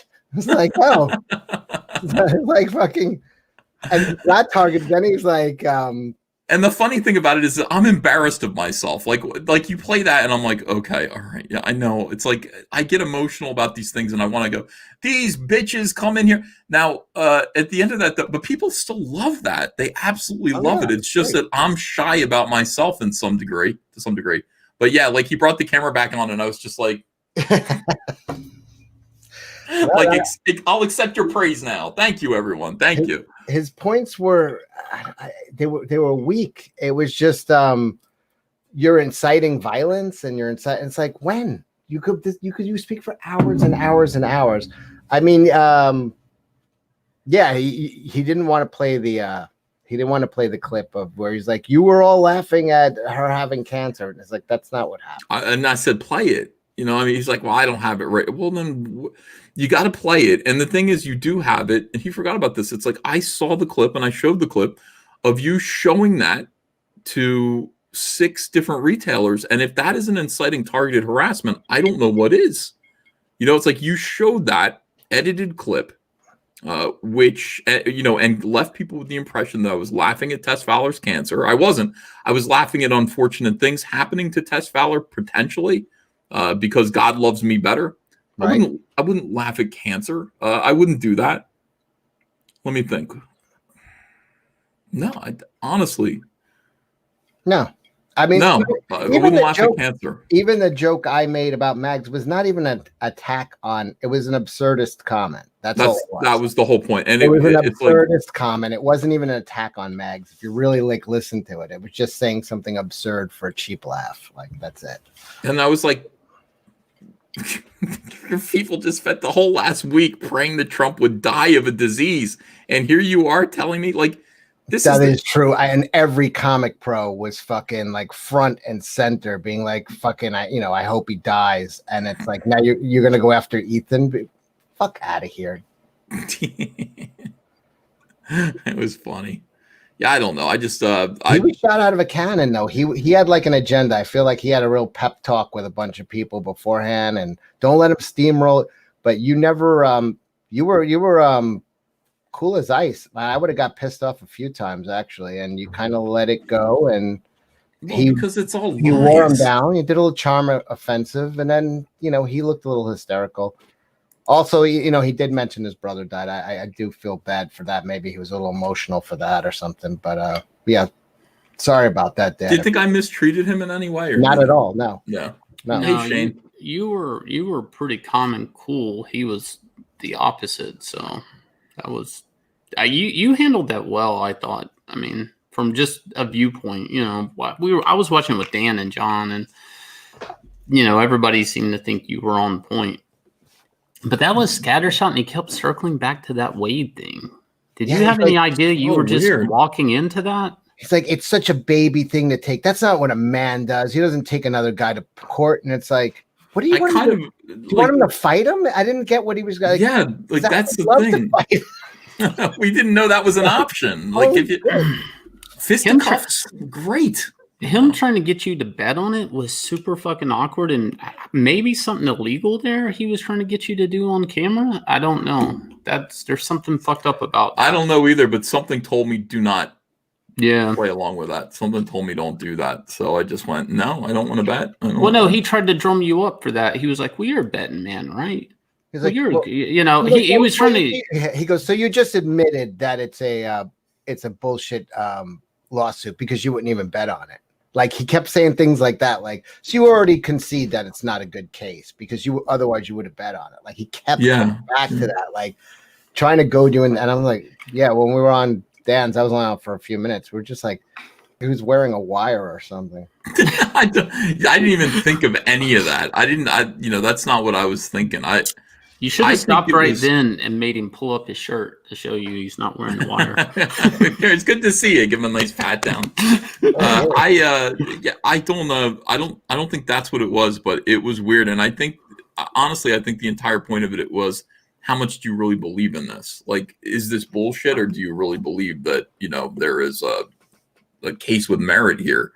And to me, it's like, again, like, what a strange thing. Of course I believe in this, and I didn't even know that was an issue. Like, everybody knows that this is tortious interference. I think most pros, they don't even bring it up. And if they thought, you know what I mean, they would be bringing it up all the time if they thought they had a point. It's kind of fucking cut and dry. You call up a stranger to break up two strangers' deals.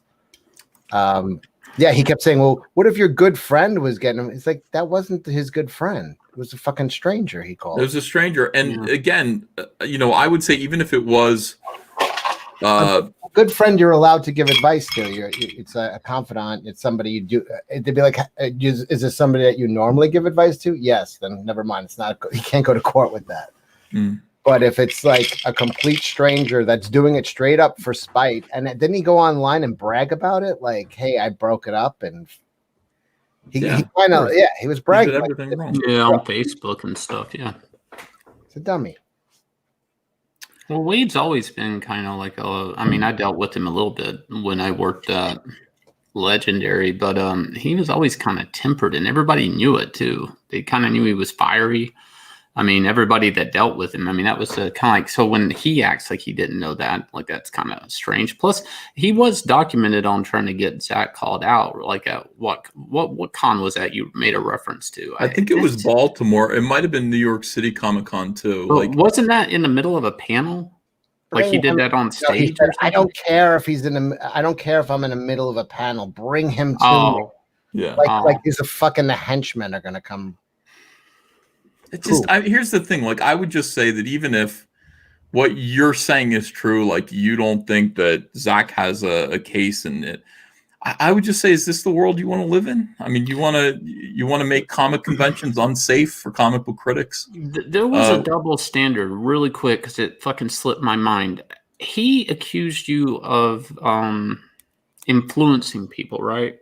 But then he shifted into this argument with the Wade thing and the publisher Antarctic, right? Was it Antarctic? Yeah. Right. Yeah. Okay. But then the same, he said you were bad for influencing people, being a figurehead or somebody people look up to, and he played that cartoon. But then at the same time, like Wade obviously influenced somebody to drop Zach's book. Yeah. Like, yeah, it's like hypocrisy in that. That is targeted harassment. That's what that is. That, this targeted harassment that they always talk about. I've never told anyone to harass anyone. That's just not what I've done. But they actually have. I mean, they do. They go, they seek to silence comic skaters. It's so weird. It's like, I don't even know why anymore. I'm not sure why, why there's still a problem with Comicsgate. But I would say that, the fact that it's generally acknowledged, and he acknowledged it tonight, that declaring that you're Comicsgate means that you're in for trouble from the mainstream comic book. He's like, why would you do it if there's going to be trouble? I'm like, don't you see you're the bad guys? I mean, this is the thing. Like, you're admitting that by declaring that you have this belief system about what's best for comics, you are going to be on the receiving end of punishment, like Shane Davis has been for the past couple of days. Don't you see that you're the bad guys? How do you not see that? This is fucked up, and I'm not going to say the name. We know the same. If I said their name, you'd be like, oh, that guy. But I was on Billy's show, and somebody from DC's legal is emailing me right before I go on. And this was like a public, like, I'll be on at this time, whatever notification. And they're just fucking with me. They've been fucking with me for like 2 weeks in email. I've had editors emailing me on Saturdays right after the Biden. This is how fucked up it is. My editor was going off the rails, emailing me up to 4 a.m. After the presidential debate last week. That was just last week. A fucking week seems like a month in Comicsgate. Talking to you about like the election and politics? No, emailing me just trying to stir up shit. Like, when somebody's trying to just twist words around and get you to say something you're not, or try to make you act like you're being problematic or whatever. And it's like, you're doing this on the last 10 pages. The last 10 pages, you're doing this shit, and you're doing it after the presidential election. They're all bad shit right now. Like, it's fucking at a fever pitch, and I don't think it's spilled out exactly on the internet because they're kind of, don't know which way the wind's blowing, I guess. There's a hysteria building up right now, and I wonder how it's going to spill out. But it was like, now the guy, I'm not going to say his name, but it's a person in legal up there at the company emailing me. Thank you, Cecil. Thank you. He's emailing me as I'm going on this show and to promote my book and everything. And the thing that bothers me the most about it is he's carrying over a complaint from her, which is a no complaint. The book, he has to go at the end of it, congratulations on the 12-issue run. It's like, what are you guys bitching about? I mean, if that's how you end the email, what are you bitching about? Like, why is a lawyer coming up to me? Like, what, just to remind me legal at DC's outreaching to you? Is for what? I'm not doing anything. That is peculiar. That is really weird. The last week, it's been like that. My inbox has been like bing, bing, bing over nothing. It's like, if you're ending the conversation, congratulations on finishing this many comics for us. It's like, why are you guys bitching then? Like what? And I think, like, I of course you see everybody on Twitter, everybody's, like the test thing you mentioned, wishing death on the president. There was a screen capture that we've all seen, but like, I don't know where this is going. Like, I mean, like, what are we going to be looking at in November? You know what I mean? It's going to be fun. Holy cow! I gotta say, no matter what happens, we're looking for trouble. I mean, we're looking at trouble. I know if I had a job, they'd be calling my boss. When you got him to say, "I walked into the punch" or whatever, like that said a lot, and he kind of said it under his breath, like he was thinking it but wasn't realizing what he said. Like he didn't process what he was gonna say before he said it, and it's like, well, that's. I mean, obviously, you guys are bad guys. That's what the bully says. You know, he spins his hands. He's like, if I hit you, it's your fault, or you walked into it, or it's like that schoolyard behavior mentality. It's like that bully that grabs your arm and starts hitting you with your own arm and says, "Quit hitting yourself. Quit hitting yourself." It's like, dude, you're that kid. Oh yeah, you were the guy swinging the arm. Yeah. Well, yeah, you know that Comicsgate is reviled by the mainstream comic book industry, by these people.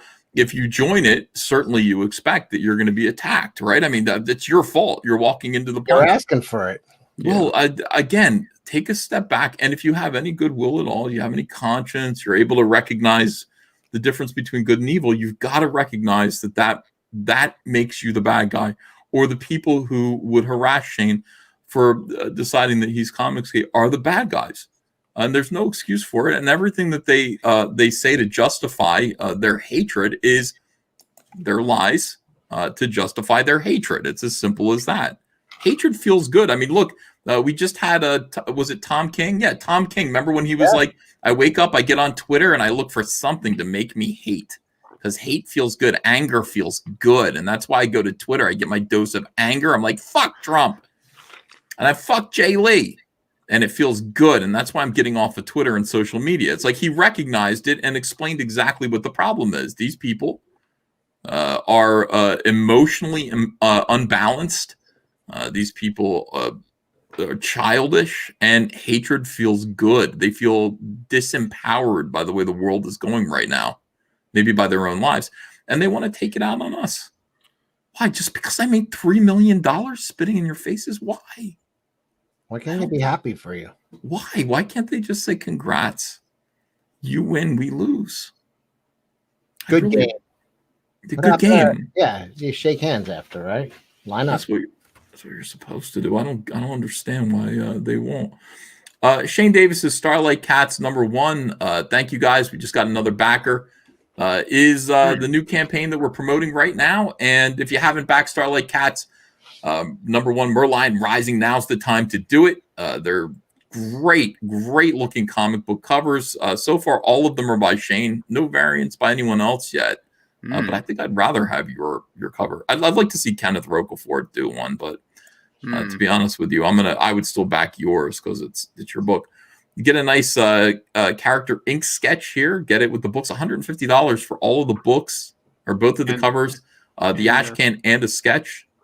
The ash can's the interesting thing. We're doing like half a production of making of books, so half of it's like how we made page, how to type stuff, and the other, and I think it's like we're looking at around maybe 16 to 20 pages is an ash can story that's like kind of like the Matrix, like the Animatrix stuff, the story before, type thing. So I'm excited about that book. That's one thing I've never had any black and white comics ever printed of my stuff. I don't know. Have you had a black and white book done? Many times, yeah, in the 90s. I've never.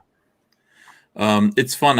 Line art stuff is fun. People do like it quite a bit. You should consider maybe doing a line art version of this. And I'm going to. I'll do a line art variant of all of the Cyberfrog books, so the interiors. But stuff looks just so good. The colors are so bright and happy, and the characters look great. And again, this is a good book. Comicsgate is family oriented, I would say, aren't we? I mean, because we're not childless losers. I mean, most of us aren't. Cecil is. So in any case, an outlier. Somebody in the chat, Snarticon DM, comment, I need a Dick Kitty, D-I-C Kitty. See? Oh, that's funny. Kitty, yeah. You could do that. That would be a great variant cover. A Cecil variant. Yeah. Yeah, 100%. Talk to my lawyer. Let me get Cash Grab up here, Cecil. I'm sorry. You know, every time we're not talking about Cash Grab, I don't know why. That was the other thing. I was watching that whole interview, and I'm like, when are they going to get the Cash Grab? It doesn't make sense. Oh, I thought you were talking about the Doug Tenaple interview today, and we just mentioned that. Did you watch any of it? I've been going to the gym. I had it on in the gym, and I actually I put it off. I couldn't take it. Oh yeah. He's like the worst person on the face of the earth. I don't know what it is about him, but Marmy, like, ugh. By worst, I don't mean evil. Well, I don't know. I don't know if he's evil, but he's Hollywood phony baloney. Like, I wouldn't say he's angry inside. I don't hate Doug. I know people are saying I hate Doug, but he's just so. I don't know. He's so irritating to me now. Whenever I hear him talk, and we had to put up with him for like so long, and well, I remember what Doug does. I mean, the thing about Doug is that Doug talks. He actually used the word seducing. He said seduction. He said, "I want to seduce you, the reader, and bring you into my world of worms." And I went, well, that's kind of what he does, right? Like he'll sit there and he'll flatter you, and he'll give you original art. That's the other weird thing that he does. I would never give anyone original art for free. I would never do that. I just wouldn't do it. Not even to a good friend. I would never do that. It's like because Andrew would be like, "No, we're keeping it. I want it." You wouldn't, but I almost called you today because I was like, I got this thing I did for Ethan over here, and I should give it to him. But you talked me out of it. Sell it. No. Okay. I'll take it. What is it? No, he drew Cyberfrog for me, so he's saying I'm going to give you the original. I was going to do that, but you talked me out of it. Exactly. Do not do it.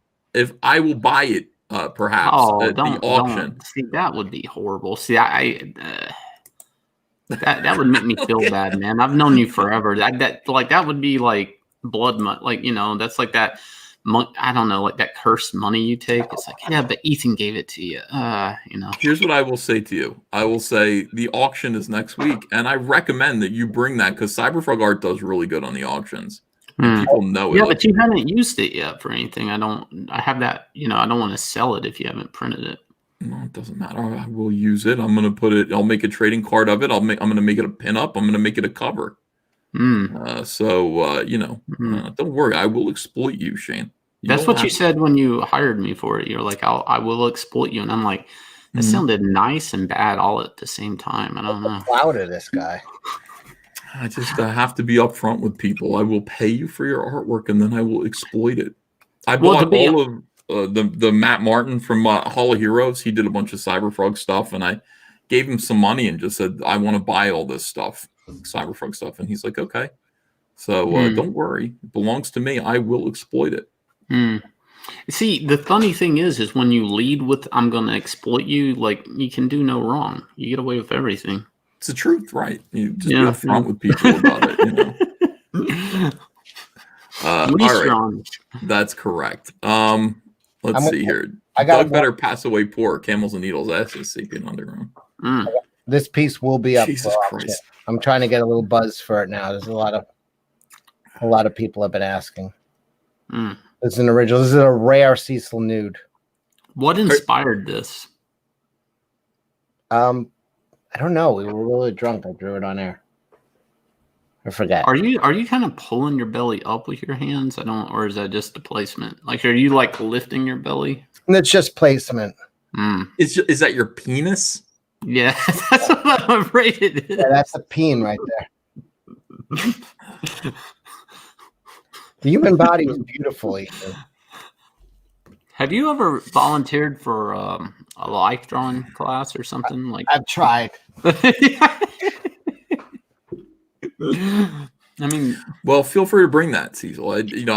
Cecil always brings his artwork, and it's just shit. I mean, no offense, Cecil, but it's just shit, and it sells for like $700. Like that drawing is going to do really, really well, And it's a shame because they're real artists. It's suitable for framing. Checkpoint says you have a unique body, Cecil. That is true. People are saying he's uncut, and somebody's already bidding $1.78. Trevor Wright, $1.78. Cecil's #1 fan says, "How dare you, Uncle Lee?" Thank you, sir. I know you're switching subjects, but I'm not going to sleep tonight if I don't know the answer to this. Ethan, did you set some ground rules before going into that? No. Mm. Oh, well, he said to me that there were some things that he didn't want to talk about. And I said there was one thing that I don't want to talk about. One thing. Cash grab. Yes, that was it. And other than that, it was fair game. And he said, he's like, I don't want to. I kept saying to him that, dude, I kept saying, say whatever you want. He'd be like, well, I might be like joke and goof on you. I'm like, he's like, but I won't do it. I'm like, do it, pussy. Do it. Like, dude, his face when you clicked on your camera, it was like the Vicky thing all over again. Yeah, well, he's like, can I see you? And I was like, you gonna turn on your camera? I said, yeah, I'll probably turn on my camera at the right time. It's like, so he didn't know what I was dressed like. But I mean, this whole thing, like, how do I approach you? How do I talk to you? It's like, however you want. Like, you have to answer for your own behavior. I'm going to answer for mine. Like, you can say whatever you want to say. You can hit me with however you want, whatever you want to talk about, whatever you want to do. That's fine. I don't want to talk about my family. Okay, I don't want to talk about that stuff. That's one thing that I kind of consider to be off limits. Talk about my family. We talk about it on my terms. Other than that, talk about whatever you want to talk about. And you have to answer to the audience. So if you want to be a flippin' a-hole, you want to say things that are out of line, I'll be here to receive your comments and respond in kind. And you might not like how I treat you for it, but you're going to have to answer to the people who are watching. And that's just the way it goes. So I don't care. Like, I'm happy. Like, if he were to come out and just be like super abusive, that would be great. I'd just be like, see? Like, that's who these people are. That's who this guy is, and that would be fine. But the weird thing is, he's like, well, let's start with the worst thing you've ever done. The GoFundMe for your friend's lawsuit. I was like, yeah, I was like, I wasn't that was the worst thing. That was like, no one's attacked you for that. Has anybody attacked you for that before? Why is that?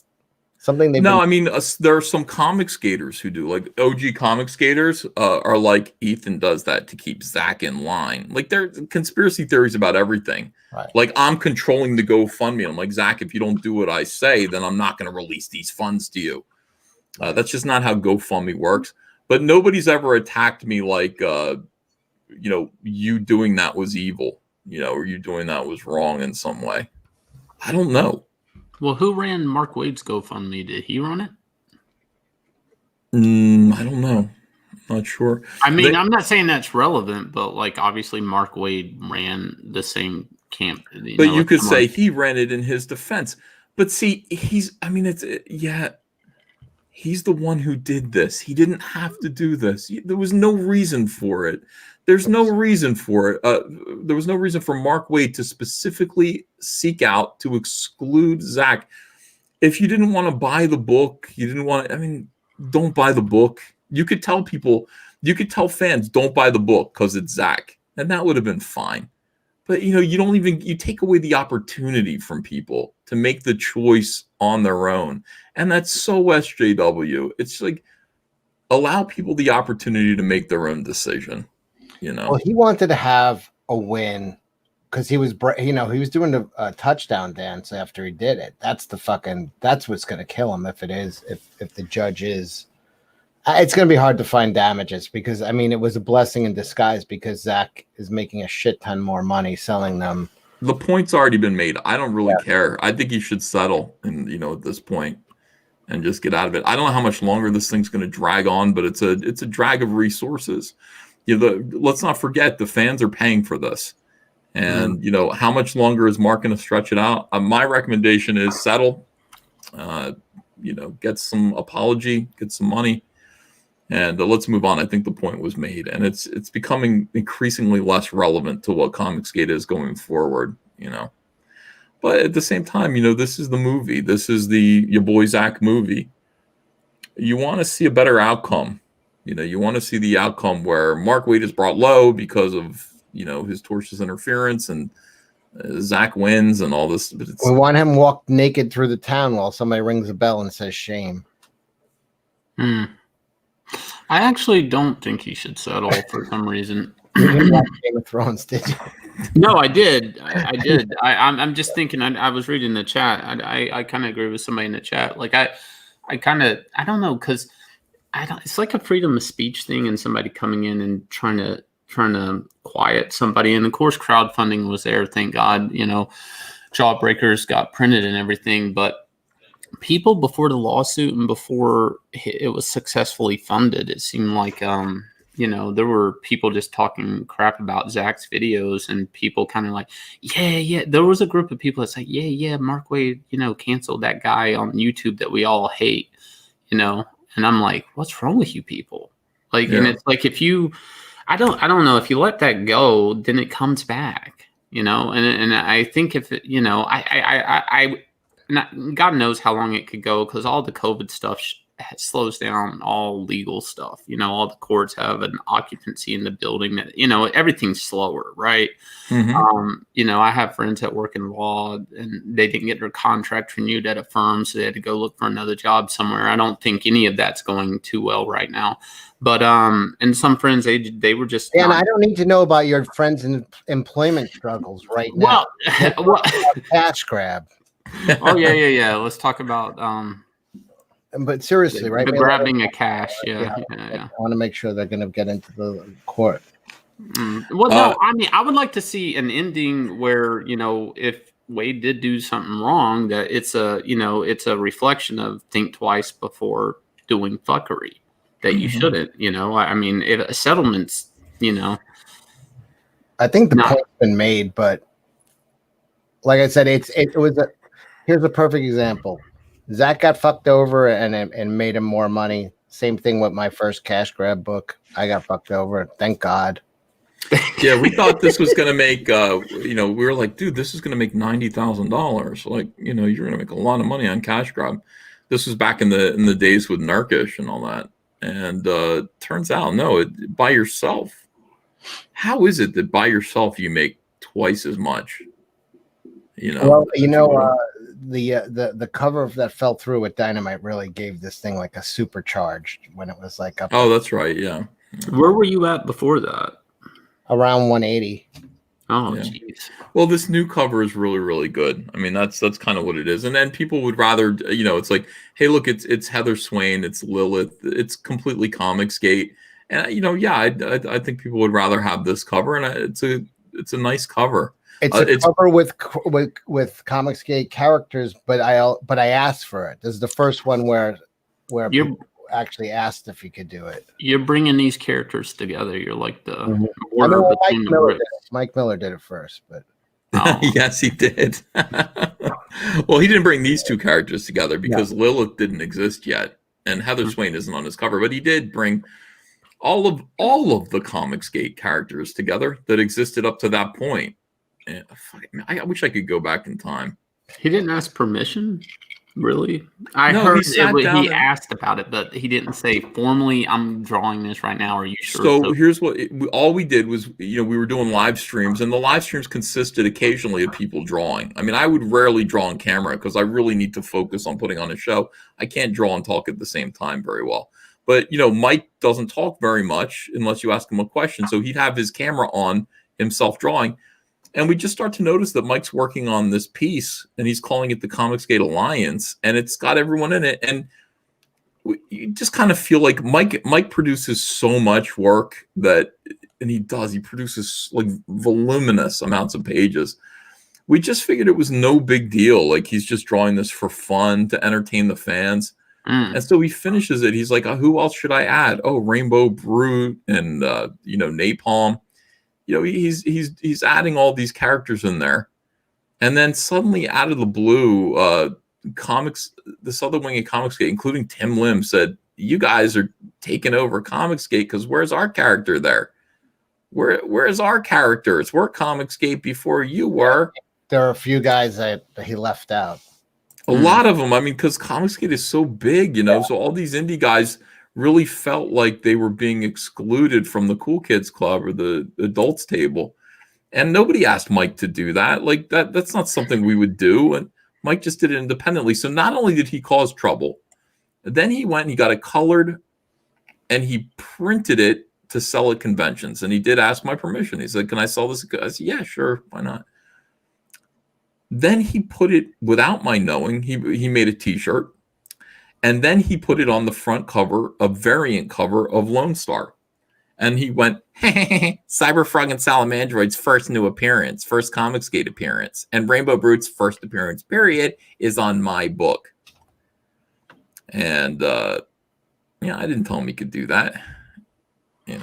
Somebody actually asked me about drawing Starlight Cats in one of their books as a pinup. And I was thankful they asked me, and I said, no, I want the first appearance. I'm not gonna, because they were gonna fulfill before me, so that's why it's funny to me, like, that he kind of did that, because I just had somebody ask me that like 3 months ago. I just wrote new characters into Cash Grab, the Sunlight Felines. The Sunlight Felines. Yep. I saw the drawing you did back in at the bottom. It says 2012, right? Oh yeah. 8 years ago, you beat me to it. I mean, that's a big deal to have, like, the first appearance. This is why the Red Rooster situation is a bad situation, and Mitch is trying to fix it. He's like offering more stuff, but it's like you can't really fix that. Like, these people paid their money to get the first appearance of Red Rooster. And you already sold it. You took their money, and then you sold it to Walmart. So you can add trading cards and bonuses and stuff. Maybe some people will be happy, but there's no fixing that. You can't fix that. Problem is unfixable.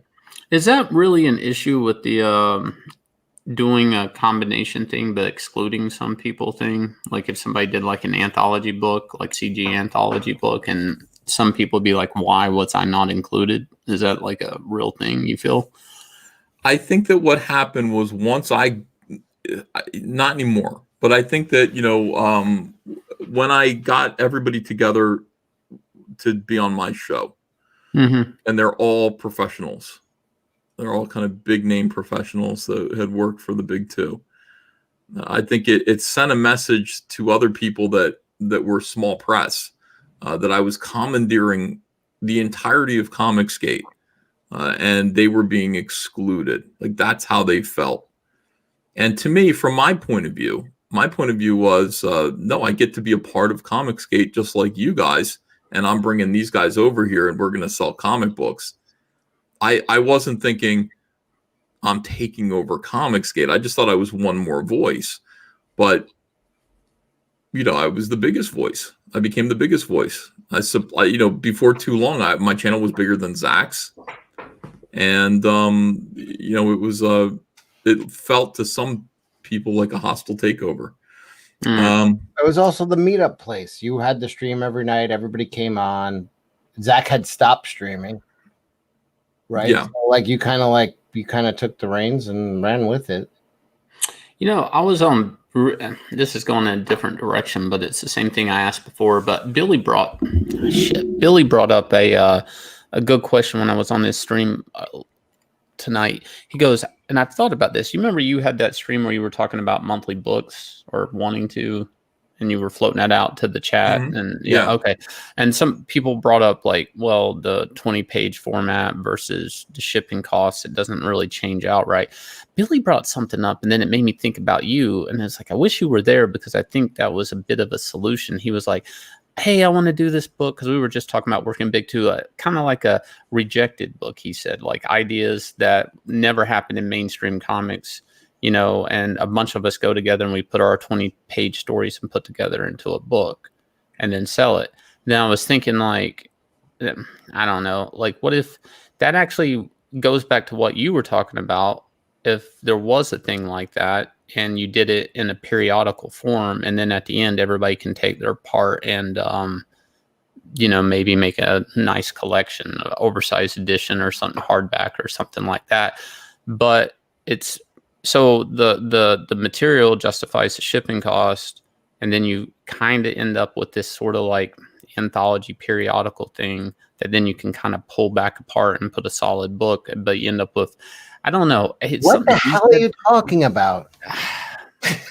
Ethan, did you follow any of that? Yeah, Shane is saying, hey, look, it's pretty simple. It's like we want to do monthlies, but in order to do monthlies, you got to do them 20 pages. But the way that we're doing them means shipping individual 20-page books. It's just financially impossible to do that. But what if a bunch of us got together and put our 20-page stories in one big book, and then there'd be one shipping cost, and then we could separate them and turn them into our own collections. And I'm just sewing together two conversations. One was Ethan, one was Billy, and I'm like, there's something there. If you could, and I don't know, I didn't have enough time to really think it through. It could be a nightmare. You would have to have, I mean, and it works out. John can do fulfillment. He's got his company. The chat is like run-on sentence, Shane. The chat's killing Shane. I'm sorry. Shane. It's like because I'm trying to remember what Ethan said, what Billy said, and then I'm trying to see how these things fit. And this my idea wouldn't work. It just wouldn't work. I thought about doing monthlies, like a subscription service, but even still, the shipping would just kill us. There's just no way to do it. So it's the original. Everybody keeps trying to branch away from what works, and I include myself in that. The original thing that Zach came up with, 48 pages plus another book, simple. Use Gemini mailers, works. Do it once or twice a year. It's just the best way to. It's the best way to go. It's the best result. You can do more stuff. I mean, look at I'm going to have to open a warehouse. To stock up all my Salamandroid toys, all the I'm growing way too big. I know, guys, it's funny growing big, getting fatter. I'm growing way too big. I'm out of control, Cecil. Yeah, don't say that. Just say you're expanding. I'm expanding. Yeah, so it's important to as my business gets girthier, heavier, it's important that we open up a warehouse. But no, it's just if the simple way is the best. It's always the best, and we keep trying to go backwards towards what's familiar, and that's just not the future. We keep looking backwards and going, yeah, but the horse and buggy, certainly had some advantages to it. How could maybe we could have a horse pull this car, and it's like that we don't need it. We don't need it. The new way to go is the way to go. And I don't want to be in an anthology book with you guys. Thanks. Yeah, I just don't want to. It's so SJW. It's like SJWs do that. They all get together, Shane, and they go, we've got 50 of the greatest comic book creators. Each one of them contributed 2 pages to this book. And we're crowdfunding it on Kickstarter. And it's like the book raises almost nothing. And it's just like the reason why you do it is so that you can't assign blame to any one person when it fails. It's just not a great idea. Ethan's width expands and his warehouse and expands and his closet expands. Well, yeah. You never came back on that story. You were looking at a warehouse. Did you make a decision on it or what? Yeah, there were it's too small. Like we were looking at this garage warehouse where they were painting cars in there. Mm-hmm. And I just thought about it and I think we need even more space than this because we just got our Wrecked Planets today. We just got these Wrecked Planet ashcan preview ashcans in, 3,000 of them, and it's a big pallet. And I was telling Andrew, I was like, look at the 3,000 Wrecked Planets. I was like, when we do the real Wrecked Planet, so far we've sold 17,800 of them. So just so that let that kick around in your mind, like it's gonna be this times 8. So what's going on with this campaign? What you're sending out tomorrow? It's not Wrecked Planet. No, we're still fulfilling Unforgettable Tales. So Unforgettable Tales had this bonus like special Wrecked Planet preview book, and it was just going to be an ashcan, but we made it nicer. And this is a much nicer product, I think. I didn't get mine yet. I didn't get mine. Well, it's probably going out this weekend or this week. Get on it. Well, we are. We'll do it tomorrow, Cecil. That's the whole point. We didn't get these books until like 2 p.m. today. And then, we're getting ready. We've got Michelle's coming over tomorrow. We've got everybody coming over I'm going to sit down. I'll sign all 3,000 copies and we're going to ship all these out. Get it done. Get them to people and then put the remainder on eBay. If you didn't order one, we'll have them up on eBay. So, you can get one of those. The thing that is really weird is they sent me these, which are not, if you'll notice, you've got foil and then you've got unfoil. These are proof copies. They sent me 200 of these in order to approve the interiors. And is the cover the same paper stock as the interior? Yeah. Okay. So they just ran the machine. I got you. No, it isn't. It's a cardstock cover with that's weird comic book interior. Yeah. That doesn't make any sense why they did that. Are you going to sell those? Hell yes. I didn't know what we were going to do with them, but we'll put these up on eBay, limited to 200, maybe less than that, because every time I show the book, I do this and I go 199. Okay, I have that one. So we'll put those up on eBay. By the way, people get very mad at me when I ask you for things. That's why I keep doing it. I really don't want anything. Okay, have it. Yes, I will send you everything. You send me stuff all the time. I don't think I've ever sent you anything, but that's because I don't have your home address. I don't have your mailing address. It's like, fuck. So yeah, I will put all that stuff on eBay, and these two you can get a foil book if you missed out, and it should be fun. We'll sell out of the 200 proof copies in like no time at all. It's gonna be crazy. I have to say this to you. I know you've been there and you're moving off the subject, but when he was arguing the price of your book being $25, and it's like, well, Marvel is shitting on paper for $4.99. Like, what are you doing? Like, I mean, and then when you're like, but they get more in this, and he kind of steered you out of it. But it's like, I don't know if Marvel and DC will never give people that much stuff for $25 that you do with Wreck Planet. Also, you'll spend $25. It's $5 a comic. You'll buy 5 comics. One is good. Right. But Ethan's padding the campaign as the more he makes. The key, I can't even keep up with everything I'm getting in. Like with your campaign, because I backed the honeycomb box, so I look back at your campaign, I'm like, how is he shipping all this? How is Ethan not homeless because of this shipping? Homeless? I'm on my. Well, listen. No, I'm just saying. We're making boxes now. We're making our own shipping crates with all caps comics on them that are big enough to hold the honeycomb boxes and the Salamandroid toys. We're really going into business. We're making our brand bigger, and we'll make money eventually. Like I wish you would have said that to him. It's like, yeah, I have like $1 million campaign. I'll make money eventually. Eventually we'll make money. I'm like, maybe we'll make money from Rainbow Brute. But really, I mean, the key thing is to just keep producing great stuff. We're doing fine. Don't get me wrong. I'm talking about, making big money. Here, the key to it is you don't look at what the campaign is making. Understand? You don't do that. You look at the fact that say, these 200 comics that, we're going to sell on eBay. It's all profit. After we ship Wrecked Planet preview, we have, another 1,000 copies of these that we will sell on eBay over time. That's all profit. That's really where the money comes from, not the campaign. The donors' money, the people who back your comic. It's money to make the product, make more of the product than you need, and sell that. And that's really where the profit comes from. That's my attitude, and it tends to work. But yeah, he's like, are these books worth $25? And it's just like, yes, they just are. It's like value is established by people who purchase them. And here's Cyberfrog Blood Honey. These are sold editions. And it's just like you go down. Yes, it appears that $80, $100, $65, $94. Tell Dan to tune in when I'm auctioning this off so his fucking brain can explode. I mean, basically, look, everyone who bought these sell they sell constantly. And anybody who bought these is pretty much always selling them for what they paid for, at least, if not more. And it's pretty tremendous. I mean, Cyberfrog Blood Honey, Chromium, $122 here. That's 5 times what he paid for it. So it's a good deal. There's a demand, and the demand just goes on and on and on for this stuff.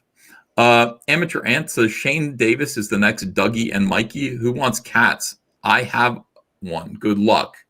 Why would you say that, Amateur Ant? I don't think he's Dougie and Mikey. That's weird, man. Hmm. Are you going to betray us, Shane? Are you going to? I'm keeping him at arm's length at this point. Yeah, I know. Cecil doesn't trust me. 200 Watt Studio says Mitch is roasting EBS for delaying Unforgettable. That's funny. Roasting. Remember we used to use the word roasting all the time? We don't do that anymore. That was Zach's whole thing. Zach and Captain Cummings would be like, roasted. Boom, roasted. And they would just roast people. We need to roast people. What is the name of that artist that sent you a picture of his anus? Doug Tenaple. No. That was his face. Robbie Rodriguez. Rodriguez. So what's her name? Hired him at Valiant, like Heather Antos, yeah. And he was accused of, trying to get with some have a chick at a con. with Yeah. Like I don't get her. Like I'm not trying to understand her, but I've never understood Heather. But like I've never worked with her. I've only talked to her once years ago at a con. I just don't get her. Like the fucked up tattoo, hiring him after that. It's like the gatekeeping of it. It's like fucking weird. Let me tell you, that was the greatest fucking for Zach. This whole shit started with Zach calling her a fake geek girl, and then her having a Shazam fucking thing going. Look, I got a Flash tattoo. Your video when you narrated the dog. Look, mommy, fucking, I lost it. I was laughing my ass off before. Then you had to bring the dog into it, calling her mommy. That was ingenious. Look at my Flash tattoo. You ruined her memories of her dog with that video. Does she live in New York City? I think she lives in maybe New Jersey or something. I don't think New York City, because there was a picture where she was bragging how she bought a new car. This is when Valiant was losing its offices on her Twitter, and it looked like suburban type New Jersey like area, like. Okay, I hope so. I just see her with a German Shepherd, and I'm like, those are work dogs. Like, you can't have a German Shepherd in Manhattan, or you got to be able to have. They need a big backyard. They need to run. They need to have something that you want them to do. Like, you can't just have a German Shepherd locked in a little apartment in New York City. So I don't know where she lives, but I hope she has a big yard. She could crash with me when she's in town. The Amateur Ant says, "Who wants a cat comic if you have a cat at home? I have 6 dogs. I'm not gay." Why did you tell me you're not gay? I never said you were gay. Oh, he's saying cats are gay. Oh, I have a cat.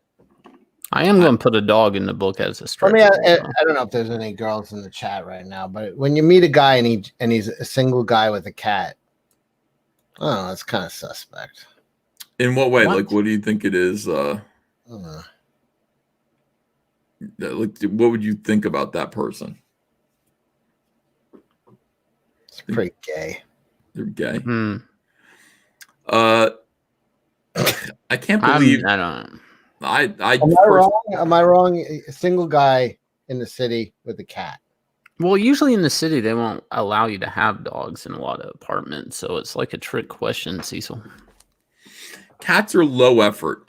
Having a dog is like having a child with special needs. It's like there's a lot of work that goes into having a dog. A lot of work. Cats, you just let them kind of, and you love them and they're great, but your cat exploded all over your wall. I've never heard of such a thing. That my cat's an exception to the rule. I got to get rid of this cat. I told Andrea, I said, I'm building a giant slingshot and I don't give a shit. I'm putting the cat in the slingshot. I am flinging the cat over wherever it goes. I don't care. It's a problem, But I mean, dogs are like work. They poop every day. You have to pick up their shit. Like, what, twice a day? How many times? Here's the thing, Ethan. If you die in your house alone with a dog and they find you 2 weeks later, you know what they find? Your body. A dog and a starved to death dog right next to you. And if you die alone in your house with a cat and they find you 2 weeks later, you know what they find? Fat you cat. And your fucking face eaten off. Skeleton. Your skeleton, yeah. The fat cat. Eating chunks of your face meat for 2 weeks. Well, they ain't like dogs. Who's smarter, the cat or the dog? Well, you pick up their shit for royalty. I just don't. I'm done with that. Like I'm done with animals. I don't want them. I don't want them. I used to be an animal guy. I'm not anymore. Wait. Did you get your birthday frog? He came dead.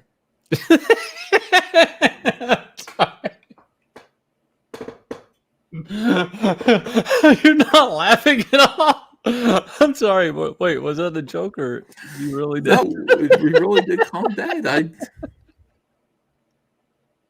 I didn't. I was in denial about it. I left him in the tank. I said maybe he's hibernating.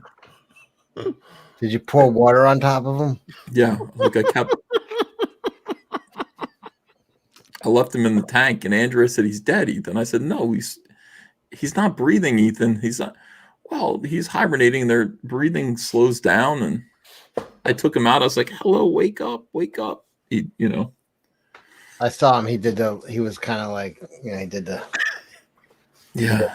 Well, that's what they would do. They would curl up, and I wasn't sure he was dead. I thought my initial thought was that he was dead. That was my initial thought, and then I thought twice about it. I was like, well, what am I going to do? Like, what if I bury him and he's hibernating? Like, I don't want to bury a hibernating frog. Think that about happened to me one time with my hermit crab. He shed his. You know how they molt whatever their exoskeleton comes off, and we went to bury him. And I looked in the shell at the last second because I was like, yeah, I would miss him. And I turned it over and looked, and he's like crawled up in there. And I was like, fuck, I almost buried you. That does happen with some pets. Sure. So I think when a frog comes dead, or you think it might be dead, you got to put it into a pot and then slowly turn up the heat.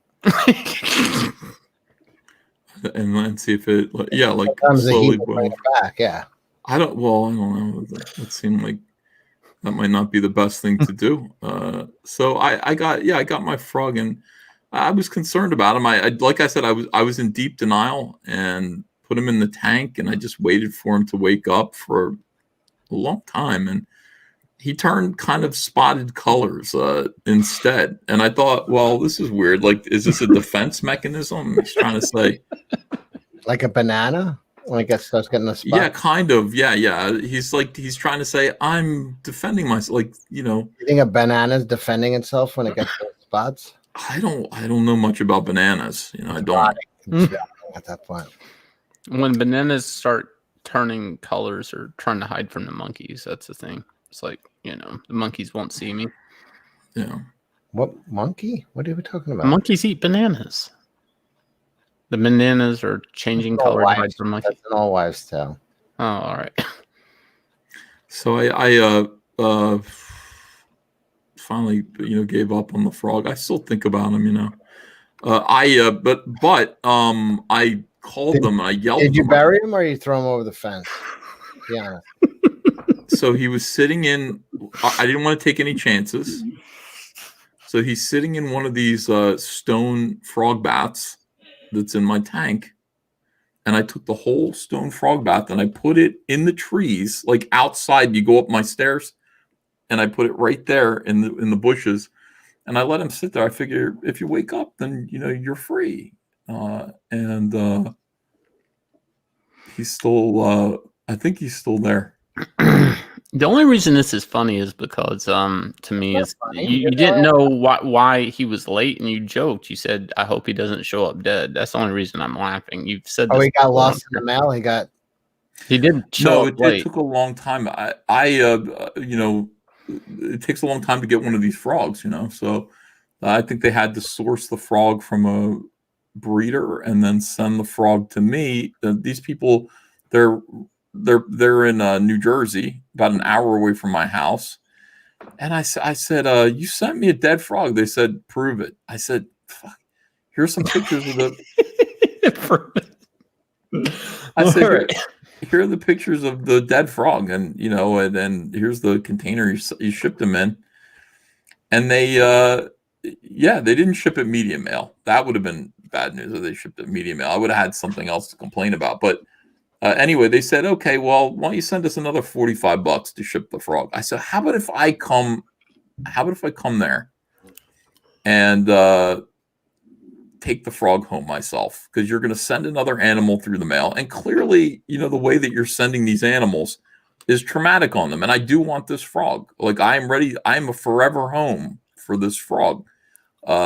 So let me come and get him. And they said, that's just not how we work, sir. I said, how you work is you murder amphibians. Wait, they want to pay you another, you want to pay another $45? They said to overnight ship it. To overnight mail them back the dead frog. They want to bury the frog? No, to send me a new one. What if they did a regular mail? Like, how much the free? I didn't bargain with them. I could have just make them keep sending them until you get one that's alive. Well, maybe that's the way to go. I think it's better that honestly, I'd rather drive down there and get. It's an hour, it's a 2 hour, both ways. Go down there, come back with a frog. There's more south than you. You're at the bottom. I'm not at the bottom. That's Cape May. I'm like at I'm not. I'm a good hour away from Delaware. How far are you from Philly?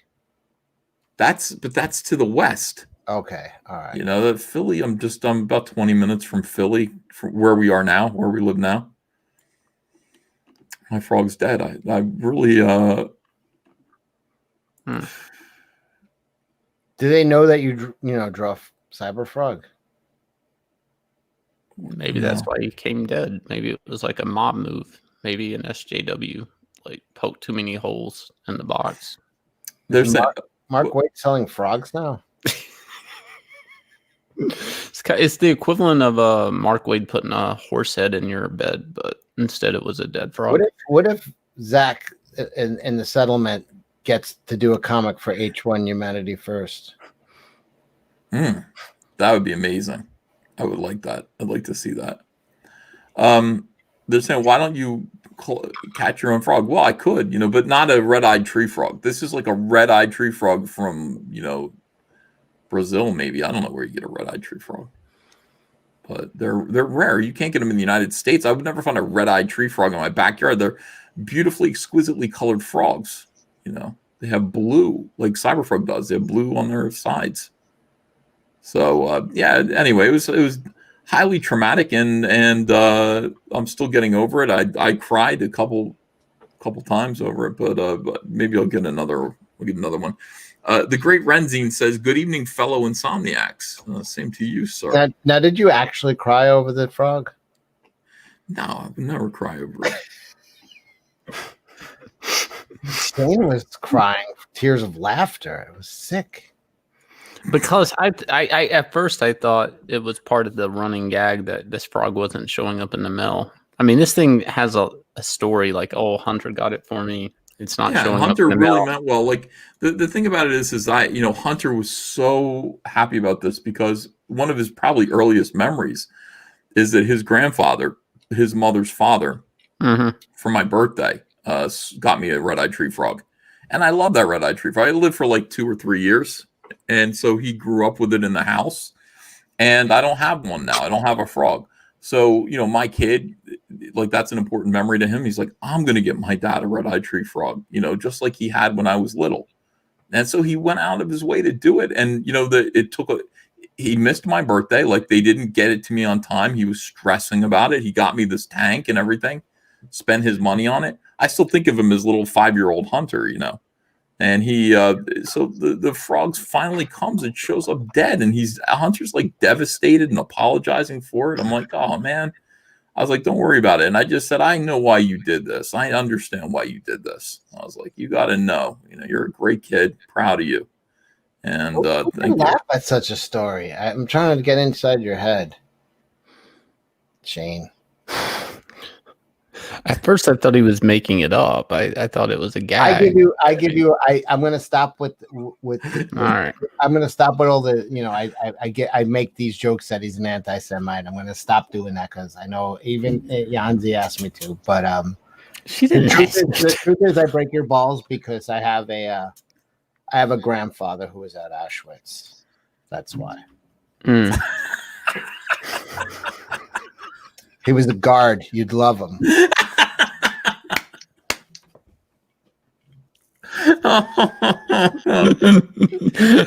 Oh, Diesel. I got to start drinking. I got a bottle. I could drink with you guys. I don't know. What is it? It's 4:30 in the morning. What am I doing? Oh no, I can't drink. I'm packing books tomorrow. We got a couple of things. Like I'm gonna pack books. I gotta sign books first thing in the morning. I gotta bring them all in the house. We got people coming over. We're doing the assembly line, and I'm gonna be able to go to sleep from about noon or so to maybe 2 o'clock to like 7 o'clock, and then I'm getting up to watch that debate. And I cannot wait for this debate. This debate is going to be excellent between Mike Pence and this idiot. I mean, just a fucking idiot nitwit. Is she a delight or what? Kamala Harris, just a fucking dummy. She turns the world on with her smile. Just a piece of garbage. I mean, she really is just a piece of shit. And I'm really excited about seeing Mike Pence is boring, right? But Mike Pence is somebody who he's going to just methodically take her apart. He's practical. He's super intelligent. He's honorable. You know, you can't say, yeah, well, you accepted all this money from blah, blah. This is a guy who will not go to dinner without his wife. Like if there's a woman present, he's not going to go. You know, he's like, he's just straight up and down, like solid guy. Yeah. Begone thought.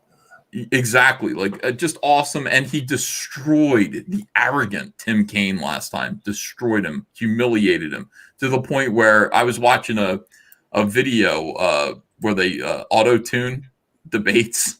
And, you know, they actually were saying like in the middle of the debate, they auto-tune that debate. And it was like, sir, I mean this with the greatest respect, but look out, you're about to get wrecked. And it was awesome. What do you got here? Hold on. This is Kamala Harris. What? So,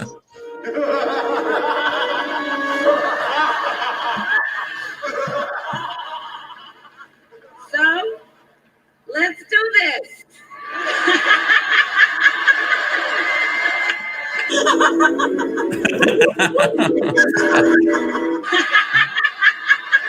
Her laugh is horrible.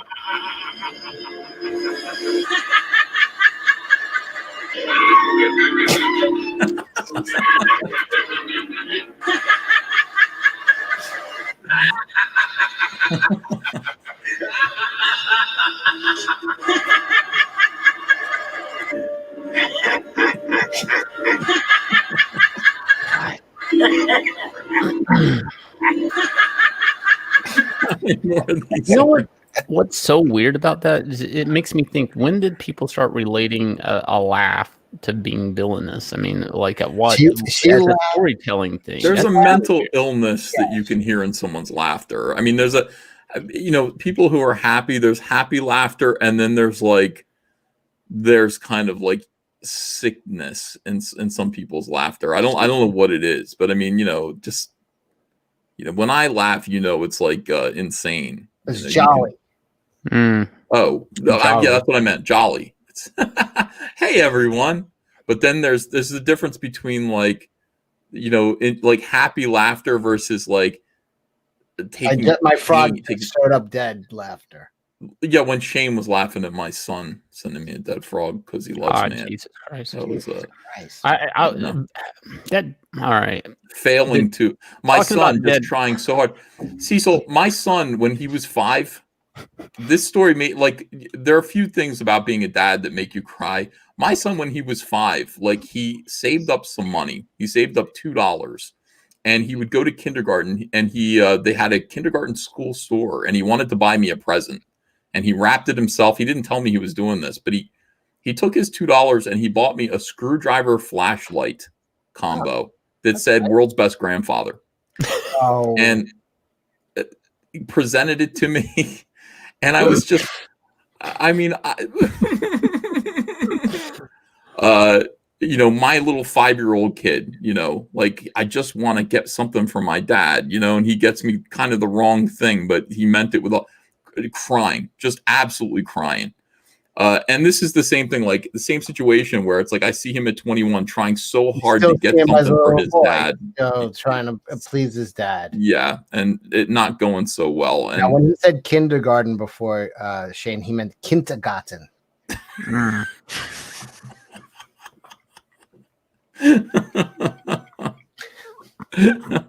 So we have this. We have this kind of thing where it's just like, oh, Hunter, oh, come here, pal. Good try.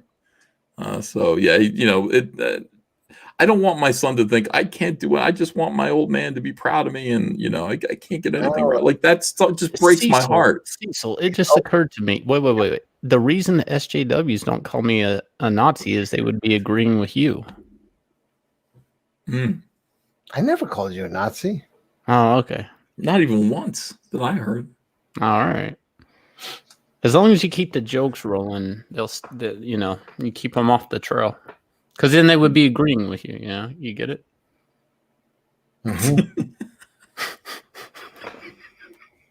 All right, let me read these super chats here. Hold on a second. We got a lot of people sending me money.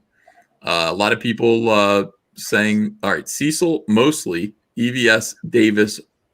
Wait, Cecil Mosley, EVS Davis. Barbara Eden or Elizabeth Montgomery? Oh, that's a good question. Barbara Eden. Yeah. You know who I like? Pandora better. I liked her sister with the black hair. But that's still Barbara Eden, right? No, that was Elizabeth Montgomery. She would show up, and then she's blonde, and then her evil black-haired sister would show up, Pandora. I got all the DVDs. I haven't watched them. I mean to. She could get it. I like Elizabeth Montgomery. Yeah, no, she's cute for sure. I can see. Here's the thing: like Barbara Pandora was her sister, right? It was Samantha Pandora. Yeah. Uncle, what was the guy's name? Uncle, that was Charles Nelson Riley, or he was, or was it Charles? It wasn't Charles Nelson Riley. No, it was the other guy. The other gay guy. Why am I? But he was on the show too as Dr. Bombay, wasn't he? Yeah. And but the uncle was Paul Lind. Paul Lind, yes. I think I would rather get with Elizabeth Montgomery just because her sexuality is a little bit more understated. I'm more curious about it. Whereas I know what Barbara Eden would be like in bed. She's already out there. She's already super sexy, et cetera, et cetera. So I'd be more curious about Elizabeth Montgomery. Does that make sense, or is that gay? I mean, don't willingly take second place, pal. I'm not. I'm not. Maybe listen.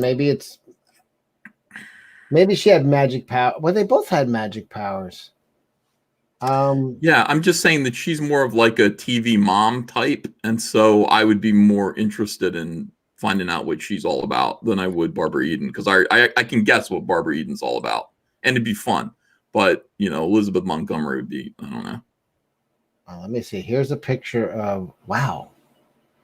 Gay. Everybody's calling it gay. All right, gay. No. I'm not arguing with you because I dig Elizabeth Montgomery. Okay, all right. So let's take a look at this. Here's Barbara Eden. Yeah. I mean, that's not. Yeah. Yeah. And let's pull up Elizabeth Montgomery. Are you gonna pull up some like crackhead picture of her, or what are you gonna do? I mean, that's something you would do. I was gonna put now. Don't do that. $499 for Barbara Eden's autograph, I guess. I don't know I don't know how I hit every button, every key off. Yeah. Hold on. IMDb. I'm gonna stick with Barbara Eden, but Elizabeth Montgomery. Here she is. Here's a cute picture of her. She's so familiar. Like I've seen her on TV my whole life. She's foxy. She's a little bit more of the kind of kindergarten teacher type, I guess. Yeah. It's like a type, and it's a good type. Yeah. Let me see. Let me put Pandora. See if you get See if my 9-year-old self has any. I remember getting excited when Pandora showed up. I thought she looked better as a. She was bad. Yeah. Yeah. This is what I'm talking about. She was kind of a hippie too. Oh God. I Oh, no, don't know. Serena. Her name was Serena, not Pandora. I'm sorry. Serena.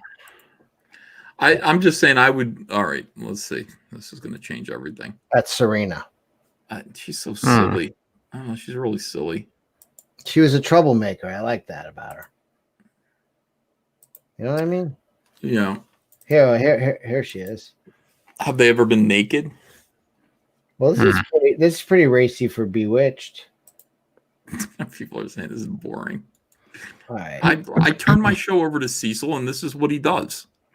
You know, this is what Cecil does with it. He's like, "Hey, who would you rather bang, But Bewitched or?" She was like sexier, and she was always trying to fuck, Darren just out of spite. And she was kind of like, her shirt would be lower. You know what I mean? She was.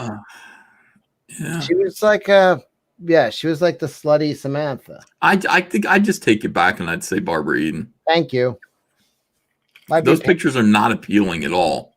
Why be a pain in the ass? Well, yeah. All right, so Barbara Eden.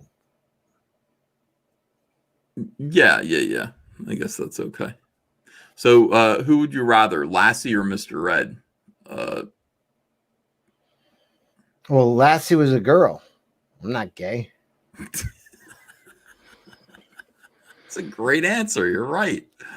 Amateur Ant, here we go. He's going to be abusive. I know Cecil's a dog person, but he also likes peanut butter and, of course, something. Of course, tongue, he means. Sean Tillman says, Shane, I'm glad you have a good sense of humor about all the ball busting. Don't ever lose that. Also, Shane, thoughts on Cuomo closing the synagogues?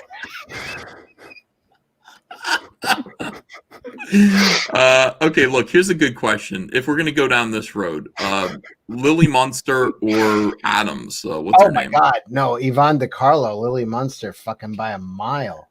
Show them both because I don't remember the Adams family. What's her name? I can help you out. Morticia Adams. She was cute. But hold on. Let me. I just while I was on the show before, I was listening. I tweeted something out because let's see. Peter Gilmore, who's doing Super Dead, put out his drawing of Lily Munster. Oh yeah, all right. Let me see. And he just colored it, and it was pretty sexy. And then I responded by saying, "Let me see." I said I said Yvonne DiCarlo was a babe. You're not kidding. Lily Munster was like a knockout. Like she was hot as hell. And this is her too. She was a babe. As far as Morticia Adams, I got to do a little research. Hold on. I don't remember. She was good looking, and she was definitely I think Angelica Houston as I always found her like ugly sexy, which I always find better, like very attracted to. Wait, ugly sexy? Yeah. If something's a little off on a chick, like like there's an imperfection to exploit for your game. All right. Something to exploit for a complex. Here's the original Morticia Adams. Yeah, I'm gonna go with Yvonne DiCarlo. I was right. Yeah, I don't remember too. Oh, I think I remember kind of what she looks like. Here she is. That picture? The big forehead. Yeah, forehead. But she was good looking. Yep. The answer is always pretty easy. I try to go the other way and just be like, well, let me try out. Bewitched. Talking yourself out of first place. Because maybe there's something, I don't know. I'm not sure. You're good enough. Fuck Barbara Eden. All right. You want fuck Barbara Eden, you're good enough. Barbara Feldon or Diana Rigg. I have no opinion. I don't remember. I don't remember. Diana Rigg was the girl from the Avengers, right? Yeah, and Barbara Feldon was, Agent 99. Yeah. See, this is the other. I might go with 99 on that one. I don't know why. This is the famous one, Marianne over Ginger. And see, my instinct would be like Marianne because she's not immediately putting it out there. So I'd be more curious about her. Like that's the way my brain runs, rather than Ginger, who's putting it way out there. And most guys would go Ginger because she's putting it way out there. I'm more like I'm more into the challenge a little bit. That's the only thing. Ginger, of course. Marianne. No, people are going back and forth about that. That's 50-50. I like brunettes, but I think I would bang the shit out of Ginger.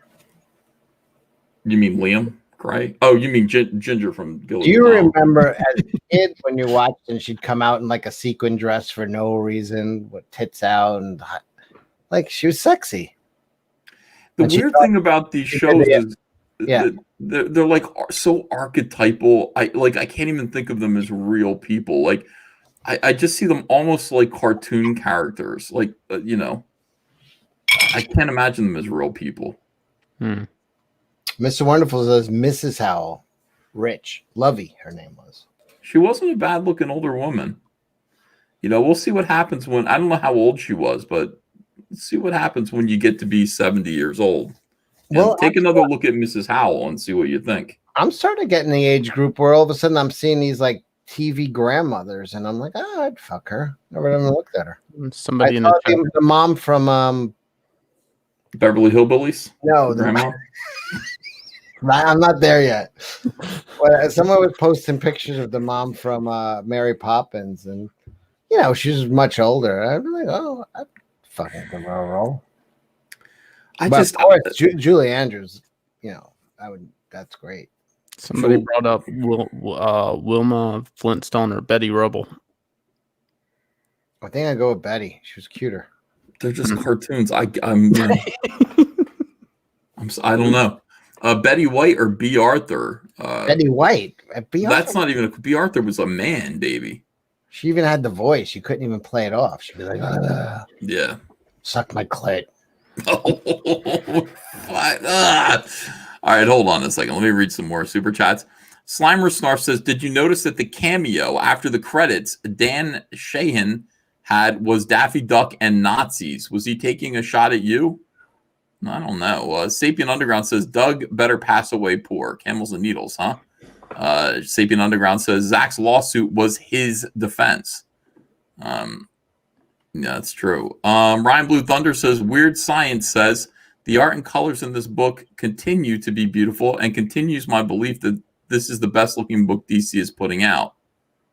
Which book are we talking about here? Oh, Metal Men. It's got to be Metal Men. Is that your? Yeah, that's your book, right? Shane? What did he say? I'm sorry, I was trying to look up something. What did he say? From the Weird Science website. Yeah. The art and colors in this book continue to be beautiful and continues my belief that this is the best looking book DC is putting out. Well, they did. That's one review, but like now a lot of reviews are kind of turning like saying, I don't even talk. It's like they're saying like, it's not sexist. It's I suppose it's not sexist. I suppose it's not racist. It's like, I don't even know where that shit comes from. The Weird Science people are great, but like everybody else seems to be kind of like assholes. I don't know. Did you used to look up reviews a lot? Is that a thing or was it just me? No, I would read all my reviews.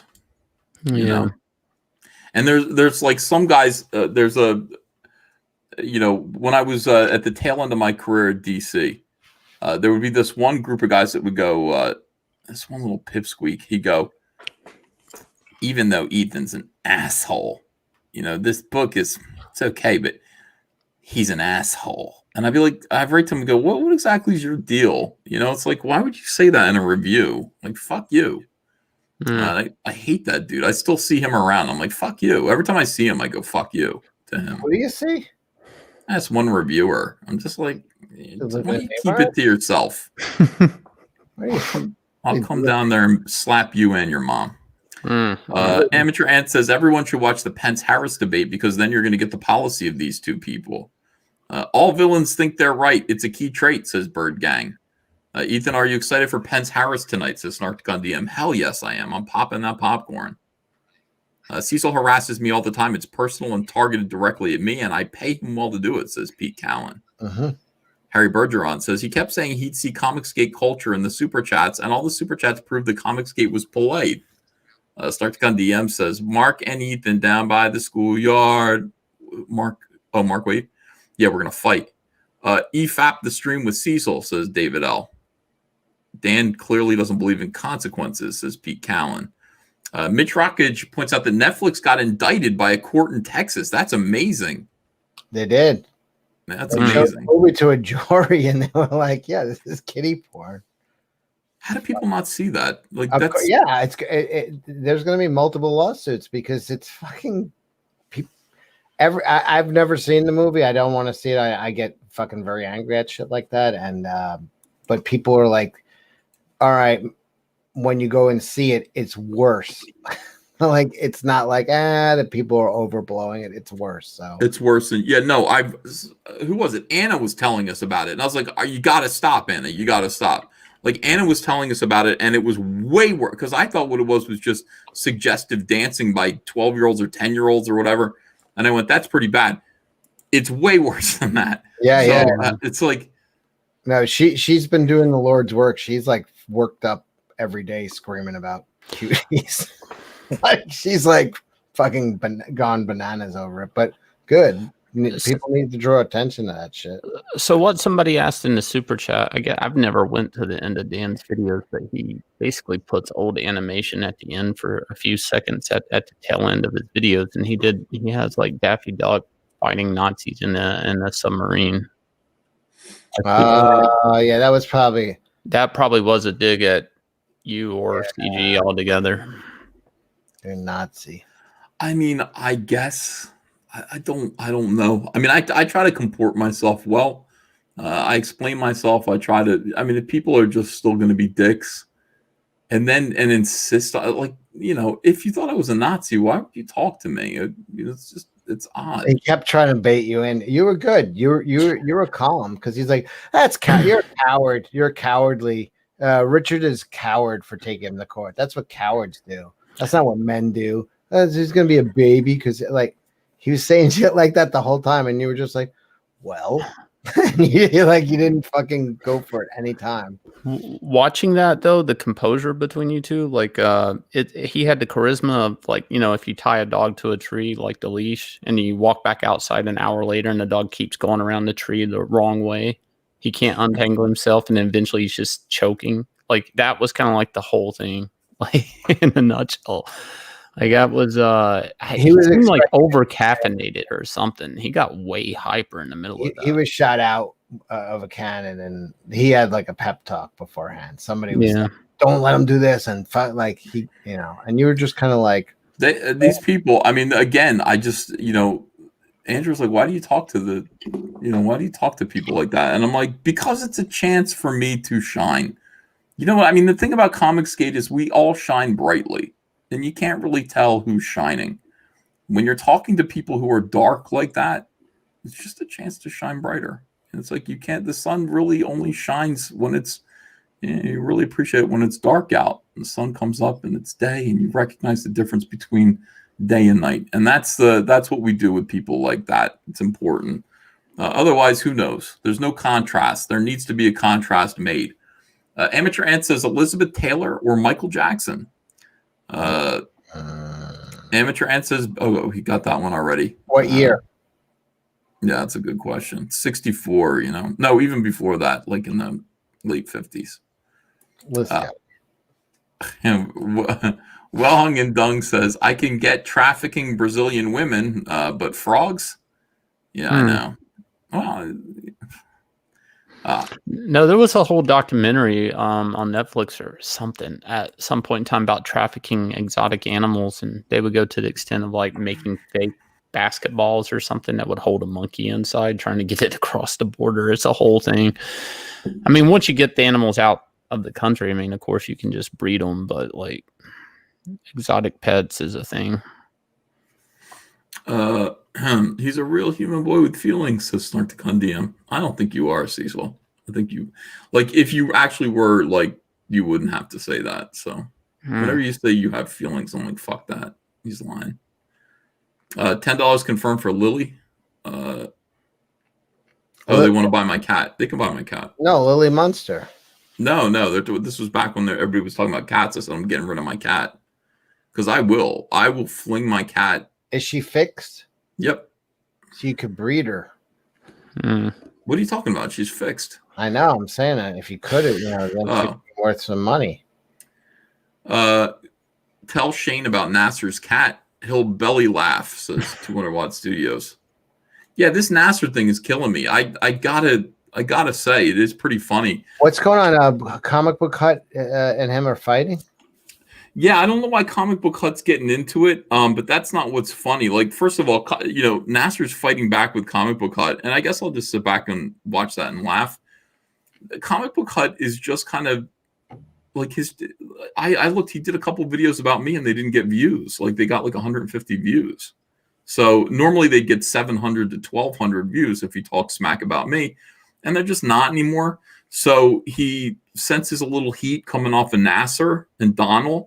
And for some reason, this idiot decides that he's going to side with Donald more or less and go after Nasser. And honestly, the more sympathetic thing to do for his side of the aisle is to go hard at Donald and, pay Nasser, hashtag pay. But Comic Book Hut is just like, I'm going to be counterintuitive here. I'm going to go against the grain and I'm going to insult Nasser. And Nasser really, this is such a fun situation. I'd love to get Donald in here because this is one of these things that I want to talk about. So Donald does a book, Brutus Badass. It's a horrible looking book. I didn't think I bought it, but it turns out I did. And Nasser wrote it, and then the two of them broke up and they're not talking anymore. But their deal was stupid. We're going to split it 50-50, they say. We're going to split it 50-50. Now, what is that? Here's the thing. You can't just split it 50-50 if one of you is writing it and one of you is drawing it. You can split the profits 50-50. And this is what I'm trying to explain to them. I'm like, they're production costs that go into a comic book. You get your $39,000 and you go, okay, I need to, in order to make the comic book, I need a writer, I need an artist, I need a letterer, I need a colorist, and then I need a printer, right? Maybe an editor, maybe some other production people in between. But those are the people who I need. And I've got to pay each of those people. And those jobs do not pay the same. But there is money in there for the artist and there's money in there for the writer. So Donald went ahead and paid everybody else, got the books printed. And it's like a question of whatever's left over is going to be divided between the two of them. And I'm trying to explain to these knuckleheads, I'm like, Donald has to get a page rate for what he did. It's production.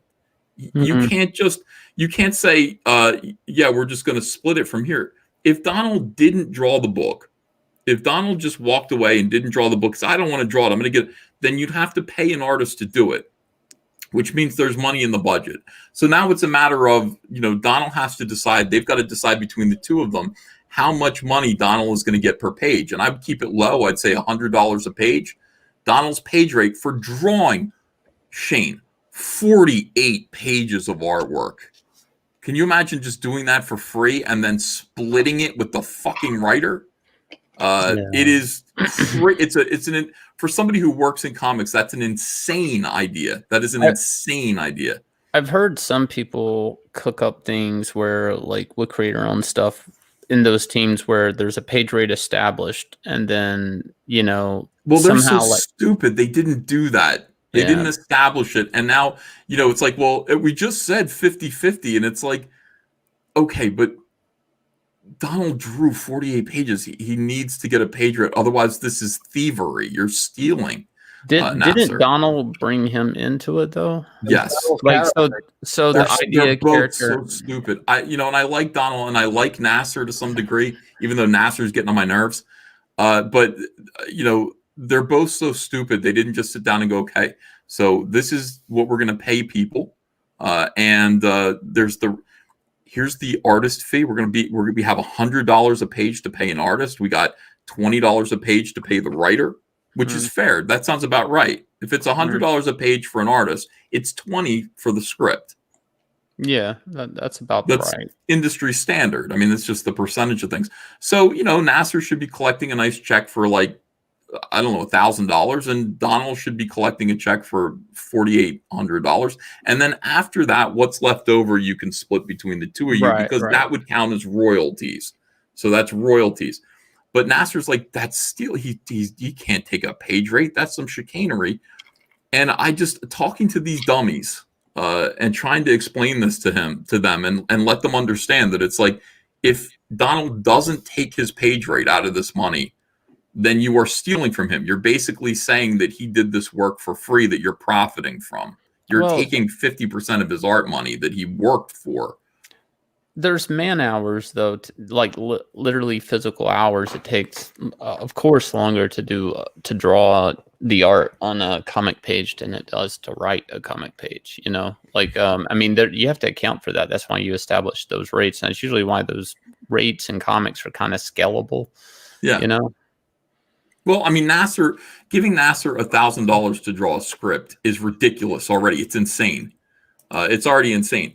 But that's the thing. But even still, just assuming, you know, okay, so give him $1,000, give Donald $4,800 for drawing it, and then whatever is left over, that gets split between the two of them. And Nasser's going to walk away with like $4,000 for a book he barely did anything to. I mean, he barely did anything on this book. So this whole conflict between them, they're talking about taking it to small claims court. I almost want them to, because you know, it would be really fun. It'd be fun to watch. What do you got, Cecil? This is my new page. Okay, that's great. Thank you. I don't know if cartoon boobies count as nudity or not. I'm not sure, but yeah, it looks good. So you're paying Donald. You know what you're paying Donald. I want to know, but don't tell me. I got him for fucking. I gave him a handful of magic beans. This guy's fucking great for it. All right, so whatever Cecil's paying, like, I mean, that's a good way to know, like, what does Donald get, or what did he get from War Campaign, you know, to draw? And I think I know what he got from War Campaign. I think I know his flat rate to draw that book. For some reason, I could be wrong. I might have hallucinated it. God damn, Cecil. You just said, what was the moral behind Jack and the Beanstalk? Like, an idiot, God favors the idiot. Like, what was the moral of that story? Don't sell a cow for beans. You'll go on an adventure. Like, now hold on. Let's tell the story. So you buy him. So you sell your cow for magic beans. No, the last cow, your mother or grandmother, somebody you can't eat unless you go sell this cow. You have to take your one cow, your milking cow, to the market. Jack was pure of heart and loyal. Or that's why he ended up with a goose that laid golden eggs, and he slayed the giant. Jack was good-hearted. But that whole story starts off with like an idiot business decision. Was it though? They were. But it wasn't, because they were magic beans. Magic beans. But that doesn't mean anything. The story doesn't mean anything.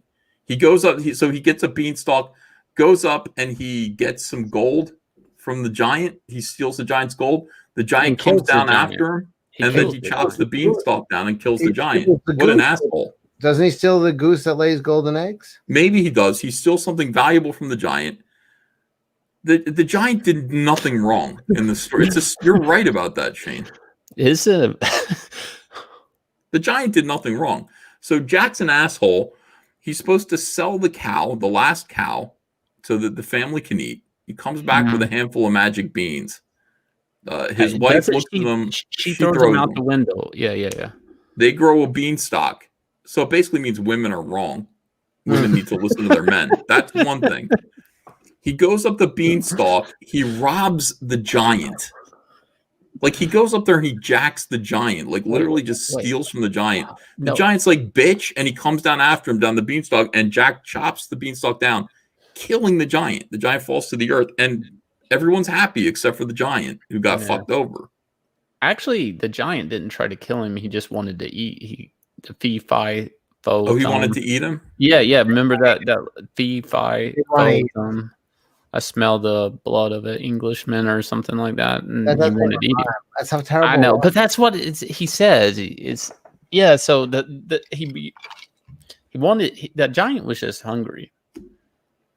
Bird Gang says, I'd bet Marvel pay their writers as much, if not more, than their artists, as aspiring communists would.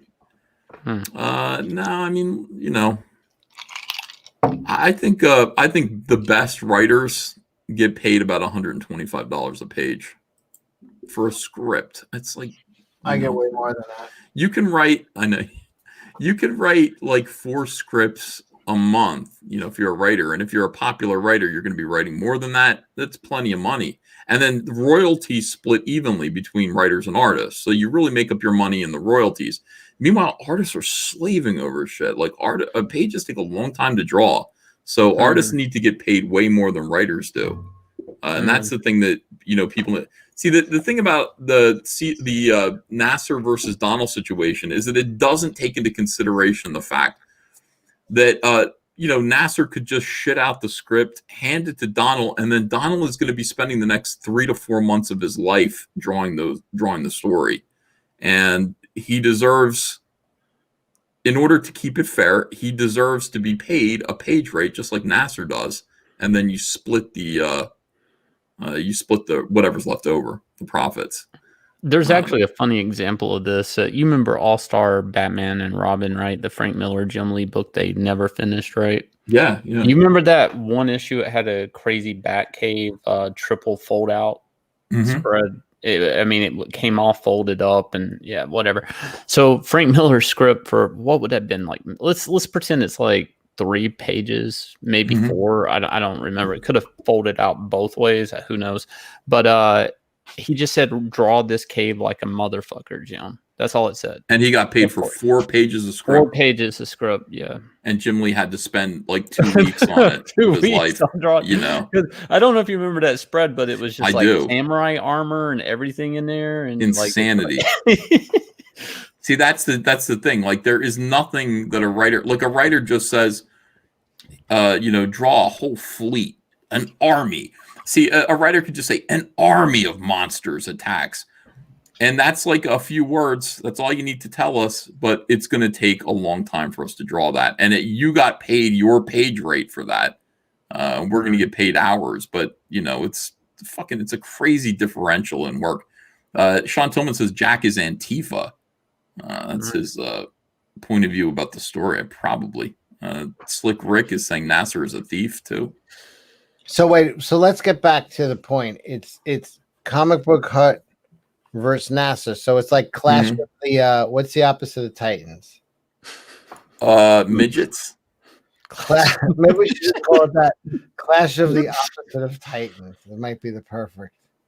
Yeah. It's you know, so they're talking like, I listened to a little bit of it and I meant to listen to the whole thing because Nasser is fapping you know, Comic Book Hut stream that's dissing Nasser, and Nasser's just like, this guy, you know, this and that. By the way, it's all about me. Everything's all about me all the time. It makes me physically ill. But I must get mentioned 25 times in the first 3 seconds of the video. Hold on a second here. Sapien Underground says, no writer, artist, no purpose, no artist, no book. That's correct. I'm not saying that the writer isn't as important as the artist. Don't get me wrong. I'm just saying that the artist does a lot more work. And here's what I just want to say. A writer in a pinch can draw. That's true. Do you know what I mean? It's not impossible. All right, you proved that point, but you know, Clash of the Manlets. Let's see. Dude Bark says EVS is always barging into drama. I don't know. I mean, not always. Sometimes, if it's interesting to me. Here we go. We got a midget fight here. Yeah, I'd watch that. I'd watch the hell out of that. Yeah. I don't know. So we'll see how this goes. I want to see Donald get paid. I want to see Donald get paid. Donald get paid and Nasser get laid in 2021.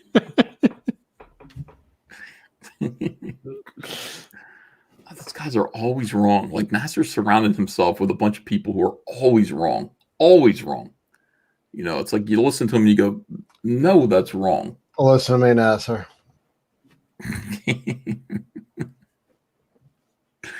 Like they say what you want to hear. I think his friends say what they want to hear, what you want to hear. And real friends don't do that. Like real friends will say, Cecil.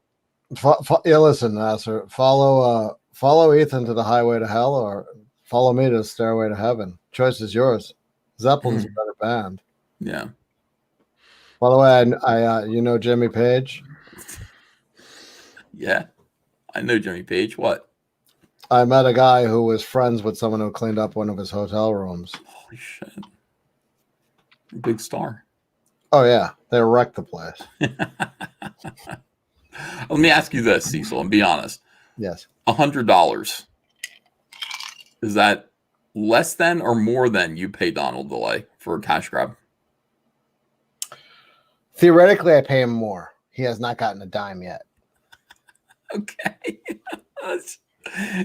We'll have a whole other drama stream about that when it's time for him to get paid, for a cash grab. Yeah, look, all day long, Doug TenNapel on Crowder keeps popping to the top of my list, and it bugs me. Yeah, I don't know. I'll probably watch. Am I going to watch it? It's not good. But his regular Twitter is so. I don't want to say who, but I don't want to give too much behind the scenes. But we're looking for dialogue for Dirtworm, and we just go to his Twitter, and he writes he's writing the book for us. We just go to fucking Twitter, and it's so fucking pompous. It's just unreal. Like whatever I'm trying to write, like a really pompous sentence, I'm like, and I'm like, let me just go to his Twitter. I'm like, he just posted something, just fucking blew me out of the fucking water. I can't. People are saying watch it. I'm like, I can't. I don't know. I'd rather watch some news stuff about Trump right now. I'd rather watch some preview stuff about the debate tomorrow, which I can't wait for. That's going to be fun. I saw a great tweet yesterday. It said, Trump beat COVID in 48 hours, living on a diet of McDonald's and speed. It's time for humanity to face the uncomfortable fact that he is the Christ returned. It might be true. Might be true at this point. Who knows? Let's see. We got Jiminy Cricket says, I'm just arguing against Ethan's claim that because Donald took way longer and it's a year late, he deserves more money. That's not my claim. See, that's what I mean about these guys. Don't lie about what I'm saying. That's not what I'm saying. You don't reward being slow. That has nothing to do with it. Nothing to do with it. You have a page rate. Art takes longer to produce than writing. It takes longer to do. In every situation, artists get paid more, unless it's Stephen King. Unless they get like, what if it's Stephen King writing the story and Dave Finch is drawing it? Like top artist in comics, but top writer in the world. Stephen King is going to get more of a page rate. I heard Frank Miller's page rate one time. It's probably unethical for me to say, but it was more than I've ever made at DC. So, I mean, but to me, that's like, he earned it. He kind of, remade Batman, for a generation. And I mean, but, they owe him so much money anyways, in one way or another. That that justified it to me. Like, but some of those top writers, sure, it makes a lot of sense. That they would Stephen King, but they couldn't give Stephen King enough money to write a comic book, anyways.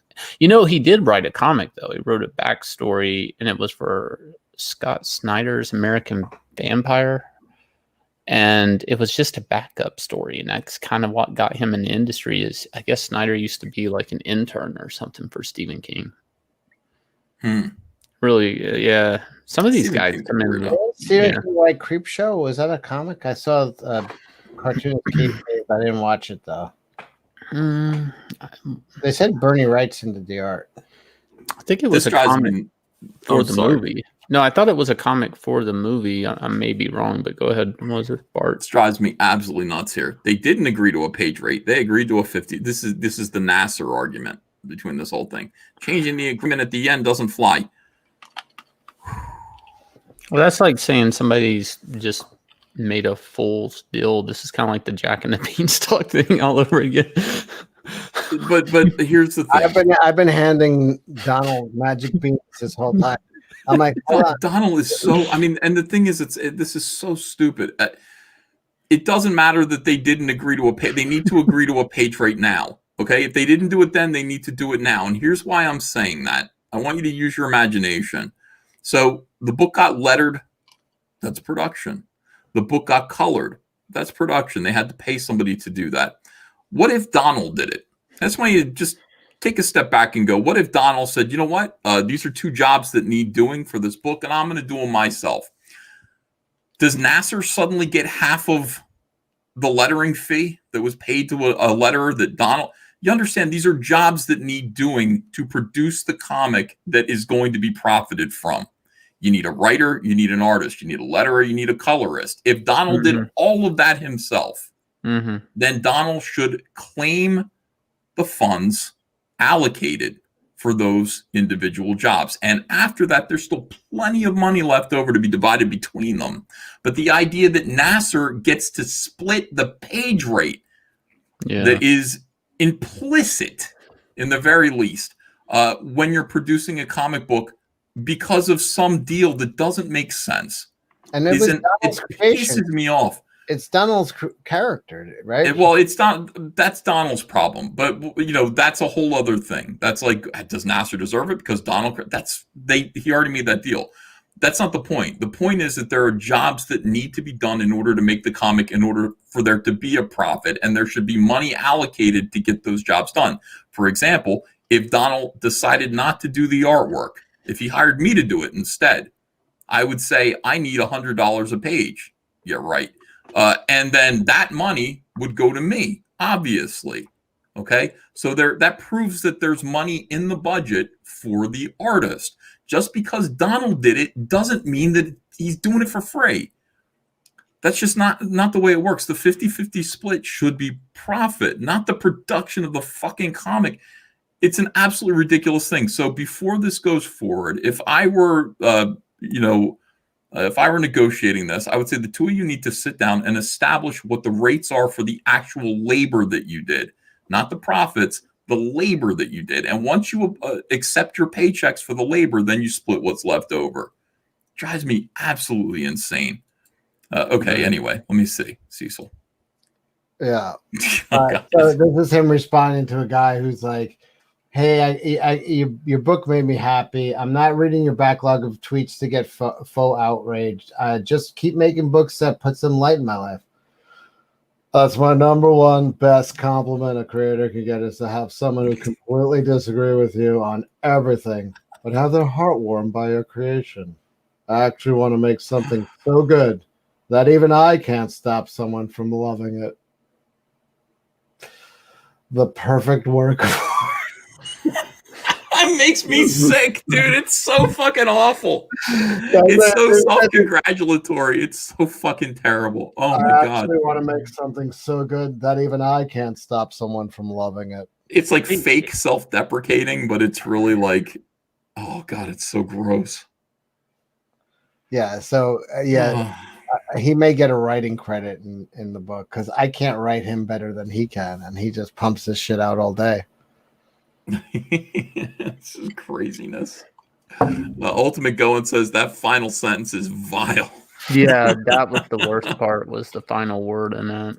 The ultimate work of art.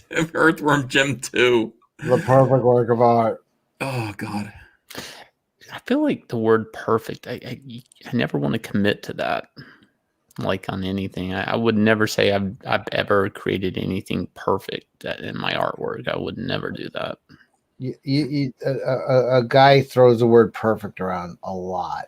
You've got perfect tits. You have the perfect. Oh yeah, it's complimenting someone else, not myself. Like I don't know. Hey honey, check it out. I have a perfect work of art. It's a worm. It's a book about a worm. All right, let's look at these campaigns that we got. Humanity has produced the most perfect work of art ever. It's a worm in a spacesuit. I've listened to Doug here and there, but does he still today does he think he's Comicsgate at all, or the world thinks he's Comicsgate? The world does. He doesn't. Yeah. He would be like, Comicsgate doesn't mean anything. I reject Comicsgate.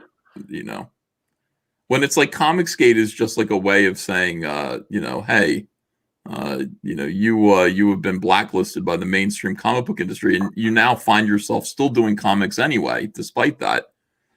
You're Comicsgate. They're going to call you Comicsgate. So, Cash Grab, the graphic novel by Cecil, 231,000. Good job, Cecil. Great job.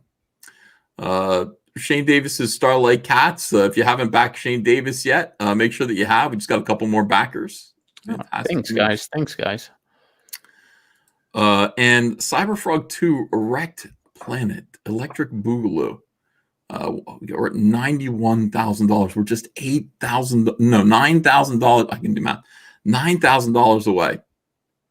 No. That'll take another couple months to get there, but we'll get there.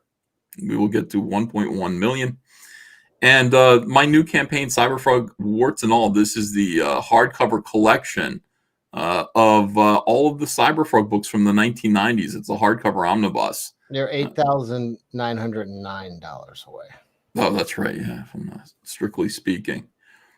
So make sure to back Warts and All, back Cash Grab, back Starlight Cats, and back Wreck Planet if you haven't yet. How's your merch doing lately? Like you want to say the other night? Well, I'm just curious. Like, is it staying pretty steady, or? I don't know. I hear a lot of people who are buying it or want to buy it. Let me see here.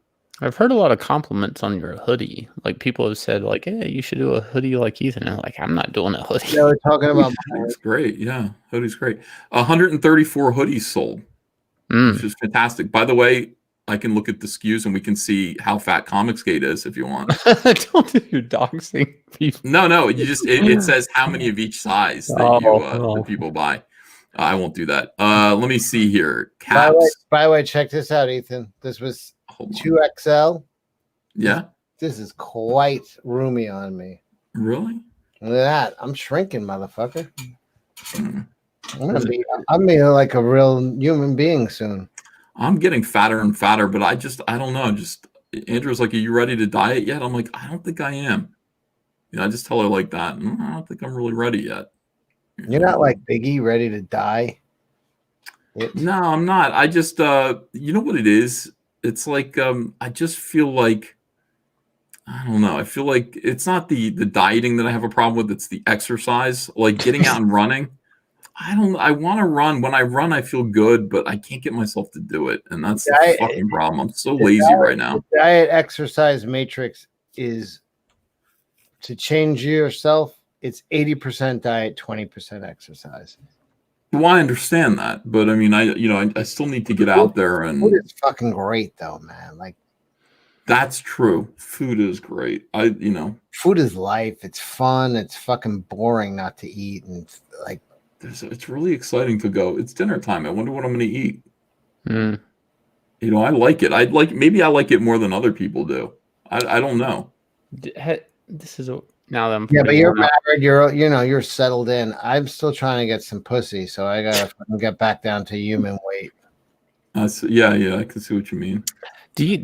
Have you guys noticed your taste change for certain things as you get older, though? Like certain foods you just don't like as much, or is it? My taste for food changed. I don't know. Like there's certain cereals I've always liked, like Count cereals. Chocula. Yeah, Count Chocula. Now I don't like it, and it's like, but I loved it up until this year. It comes out seasonal. Okay, it's been this. It's like an event. I don't eat breakfast cereal at all. If I did, I would eat Special K. Eggs. It's eggs and bacon. We get great thick cut like Applewood bacon. Why would you eat Count Chocula when you can make like bacon and eggs or sausage? I don't eat cereal. I don't eat cereal for breakfast. I eat it like at night, like I sleep eat, and I'll eat cereal in the middle of like I sleep eat. Like I wake up and I eat food. You got a sweet tooth? Well, not really, but that might be the problem. Maybe if I ate sweet stuff earlier in the day, I wouldn't wake up in the middle of the night. Yeah, you're a thin guy. That's why I'm. Well, Shane lost a Everybody lot of says weight. I'm thin. Well, yeah, see, that's the thing. I used to be really fat. And that's what's weird is I eat worse now that I'm skinny than when I was fat because there's a certain point where your body's not processing calories. And if you can get it down, then you can honestly just eat the same crap you were when you were fat. And Superfly Ghost, thanks for $1. Appreciate it. Yeah, like I will I crave sweets. I love Hershey bars. I got a sweet tooth too, man. Love Hershey bars. I got like 6 Hershey bars over there. They've been there for 3 days. I haven't eaten them yet, but I will. my whole life I hated jalapenos, and now I can't get enough of jalapenos, and it's killing me. My stomach can't handle it. Like I don't know what's going on. What is Captain? I never like saying spices. here? He needs a snapback hat. Mm-mm. Is that what you have? No, everybody told me to get a flex fit, and so that's what I did. I had a snapback originally, but I'm not. Here's the thing: I have to order at least 144 of these hats, each of them. That's minimum order quantity, but I sell them so that I sell them for like twice cost. So I only have to sell half of that, I guess, to make my money back. But you guys said no to snapback hats. So I went to a flex fit instead. I can't just buy another 144 hats, just to accommodate Captain Joke out as much as I want to. Maybe he has a large head. I'm going to meet him next month. He's coming to New York. Yeah. He's got a 13-hour layover. Hopefully his strip clubs will be open by then. What Sean have the Tillman strippers says been doing this whole time? Jesus. They're starving. strippers. Yeah, you're right. You think What they're are going to come back fat? Like No, what you do? You do a webcam show. They all go back to Florida where they came from. Do a webcam show. That's what what they're doing is what we're doing. All strippers are from Florida, at least in New York and Vegas. Yeah, I think that's. I mean, obviously, they'll probably make more money. I really feel like, do people want to go out to strip clubs to look at naked women, or would you rather sit home and watch naked women? Well, there's the whole touch thing that but I don't know. This seems like a conversation for Cecil. Like, yeah. No, I listen. I like going to clubs. I haven't been. I've been twice in my life. The first time was with the famous comic writer.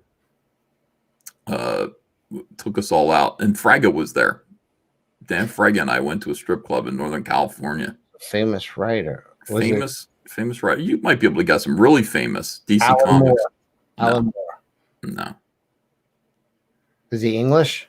No. It's American. And then the second time I went with Trent Kanuga in Florida. We did a signing. Of Venus. Yeah, that was honestly, if I were going to go to strip clubs, like after that experience, none other would do. I mean, that was unreal. That was like everything you'd want it to be. The girls were pretty for the most part. Everyone was completely naked. That was great. And I think they served drinks there, but I could be wrong. Did I buy a drink there? They don't do that, right? You can't in Florida. Can you all nude? You have to. I'm not sure if you have to bring your beer back then. You probably might have had to bring your own booze. So you pay admission, but you bring your own alcohol. Maybe that's what happened. We were the guests of a comic book store, and they took us there. And I feel like Sheila Allen's like vagina talk. Okay, Sheila, look, I don't want to talk about this too much, but in any case, no, it was not Jeff Lemire. This was back in the 90s when there were Jeff Lemire. Jeff Lemire is taking us to a strip club. I doubt it. Yeah, back in the 90s when it was like a big deal, like sex work is real money. We had the guy got us a limousine, like big, like bunch of limousines. A bunch of us went out. I had a comic publisher take me and a couple of guys to a strip club one time, like at a con. A guy that owns a comic publishing company. It's not too hard to figure out who. Would it be the guy from what's its face? CrossGen? No. Somebody everybody here knows. Oh, Pete Smetti. Yeah, Pete Smetti taking people. Pete Smetti. Guy. It's got to be Joe Q. No. Might be. I don't know. Who cares? It's Yeah, Joe Q was dynamite. kind of famous for strip clubs in New York back in the day. Mm-hmm. Yeah, there's some pictures of Joe Q. Like, yeah. Nothing wrong with that. All right, wrap it up, Ethan. Yeah, I'm wrapping it up. Let me just read the rest of these. And I'm sorry, we've been going for a little while here. I appreciate everybody hanging out and being a part of the show. Can I just read one line? My favorite line of dialogue. Yeah. I actually want to make something so good that even I can't stop someone from loving it. The perfect work of art. Is that in the book? Is that in your book? It will be. It will be. Fucking amazing. Boob Dan Art says the reason why you don't like Count Chocolate anymore, Shane, is because they changed the formula on how they make it. That's what I was wondering. Is it my taste buds changing? Because you said something about some pies the other day. Some Hostess fruit pies. And then you're like, one day you didn't like them. So is it your taste changing or is it the formula? Well, I mean, I haven't had a Hostess fruit pie since I was 11. And then suddenly I had them again when I was 45. And I just went, have they always tasted like this? Because they taste like shit. And I threw out a whole crate of them because they were toxic. I mean, they were just awful. I mean, you could have gave them to hobos. I mean, they want to eat. Yeah, I don't want to give hobos anything. Try to dig them out of the garbage late at night. No, Cecil, seriously. Like, it wasn't, I need to throw these away and take control of my life. That's when you dig into the garbage.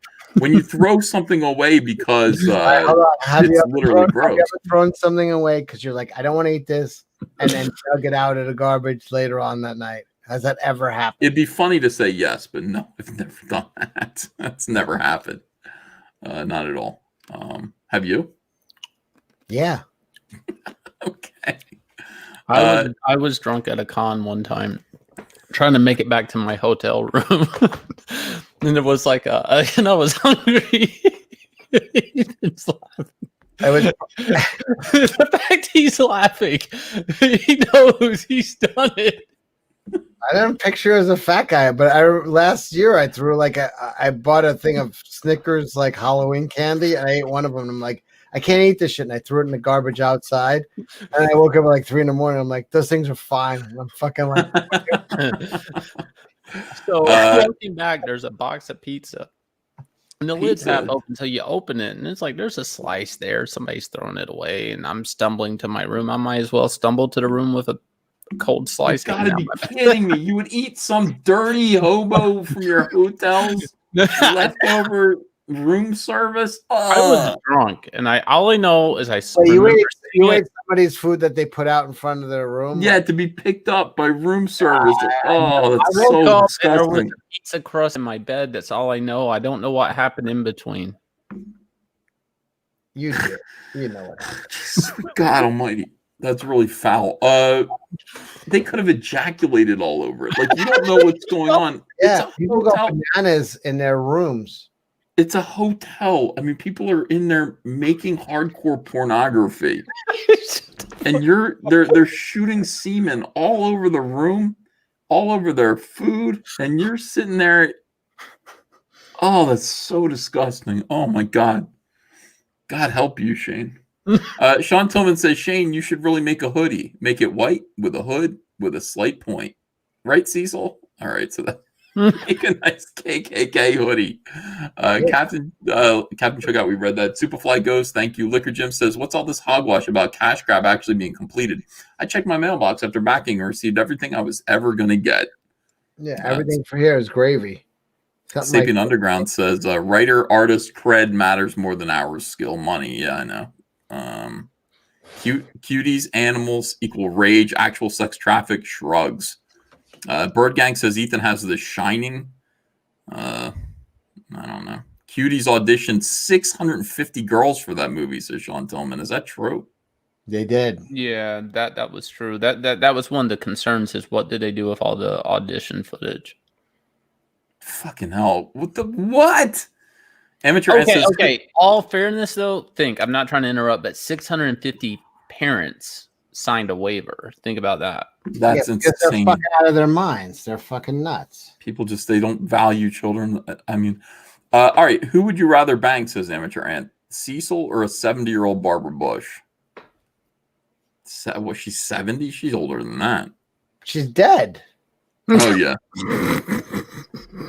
For me, it's going to be Barbara Bush, because I've always wanted to. So, I don't know. I'm gonna tell ladies, if you're marrying an ugly dude, you get married like in the same age group. But if you're marrying a handsome man, make sure you're at least 10 years younger than him, because there's that when you guys hit your 60s, there's this thing where the girl looks like she's in her 80s and he still looks like in his 50s, and it's like this fucking imbalance. So if you're a good-looking guy, make sure it's 10 years difference. If you're an okay-looking guy, you guys could be paired up. Superfly Ghost says EVS is paying Trent for 30-year-old work. Very classy. Well, I mean, you got to do that, right? In the meantime, people are still shocked over the pizza story that Shane told. I mean, really upset. I mean, really, really upset at this point. And look. It's like a fucking billy goat. I never said I was proud of it. I just said I woke up and there was a pizza crust in my bed. Yeah.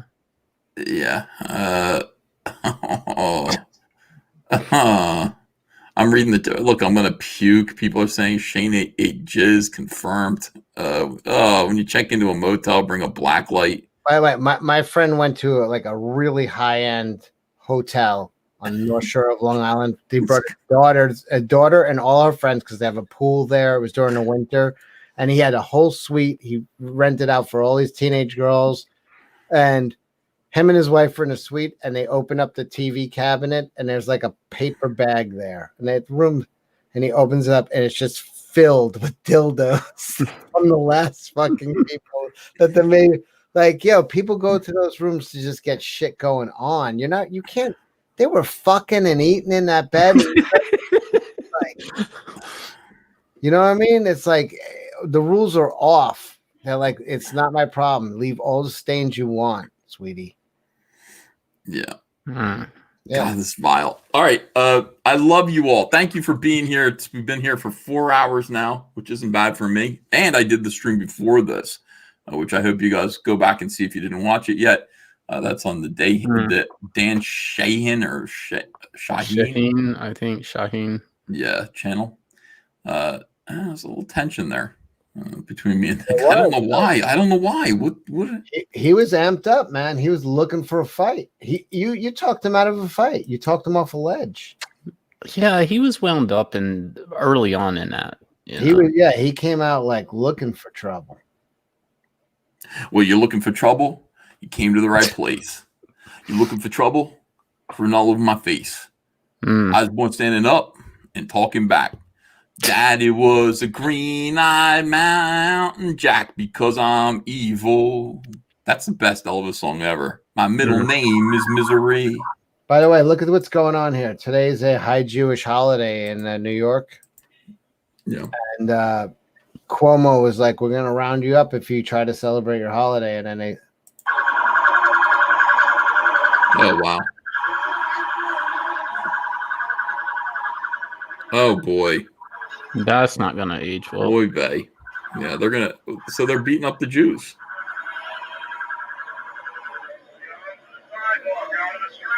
Oh, boy. How are they doing this, but riots and protests are fine? I don't get it.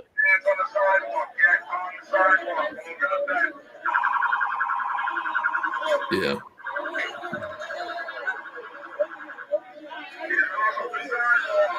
Why are they beating up these Hasidic Jews? I don't understand what's going on.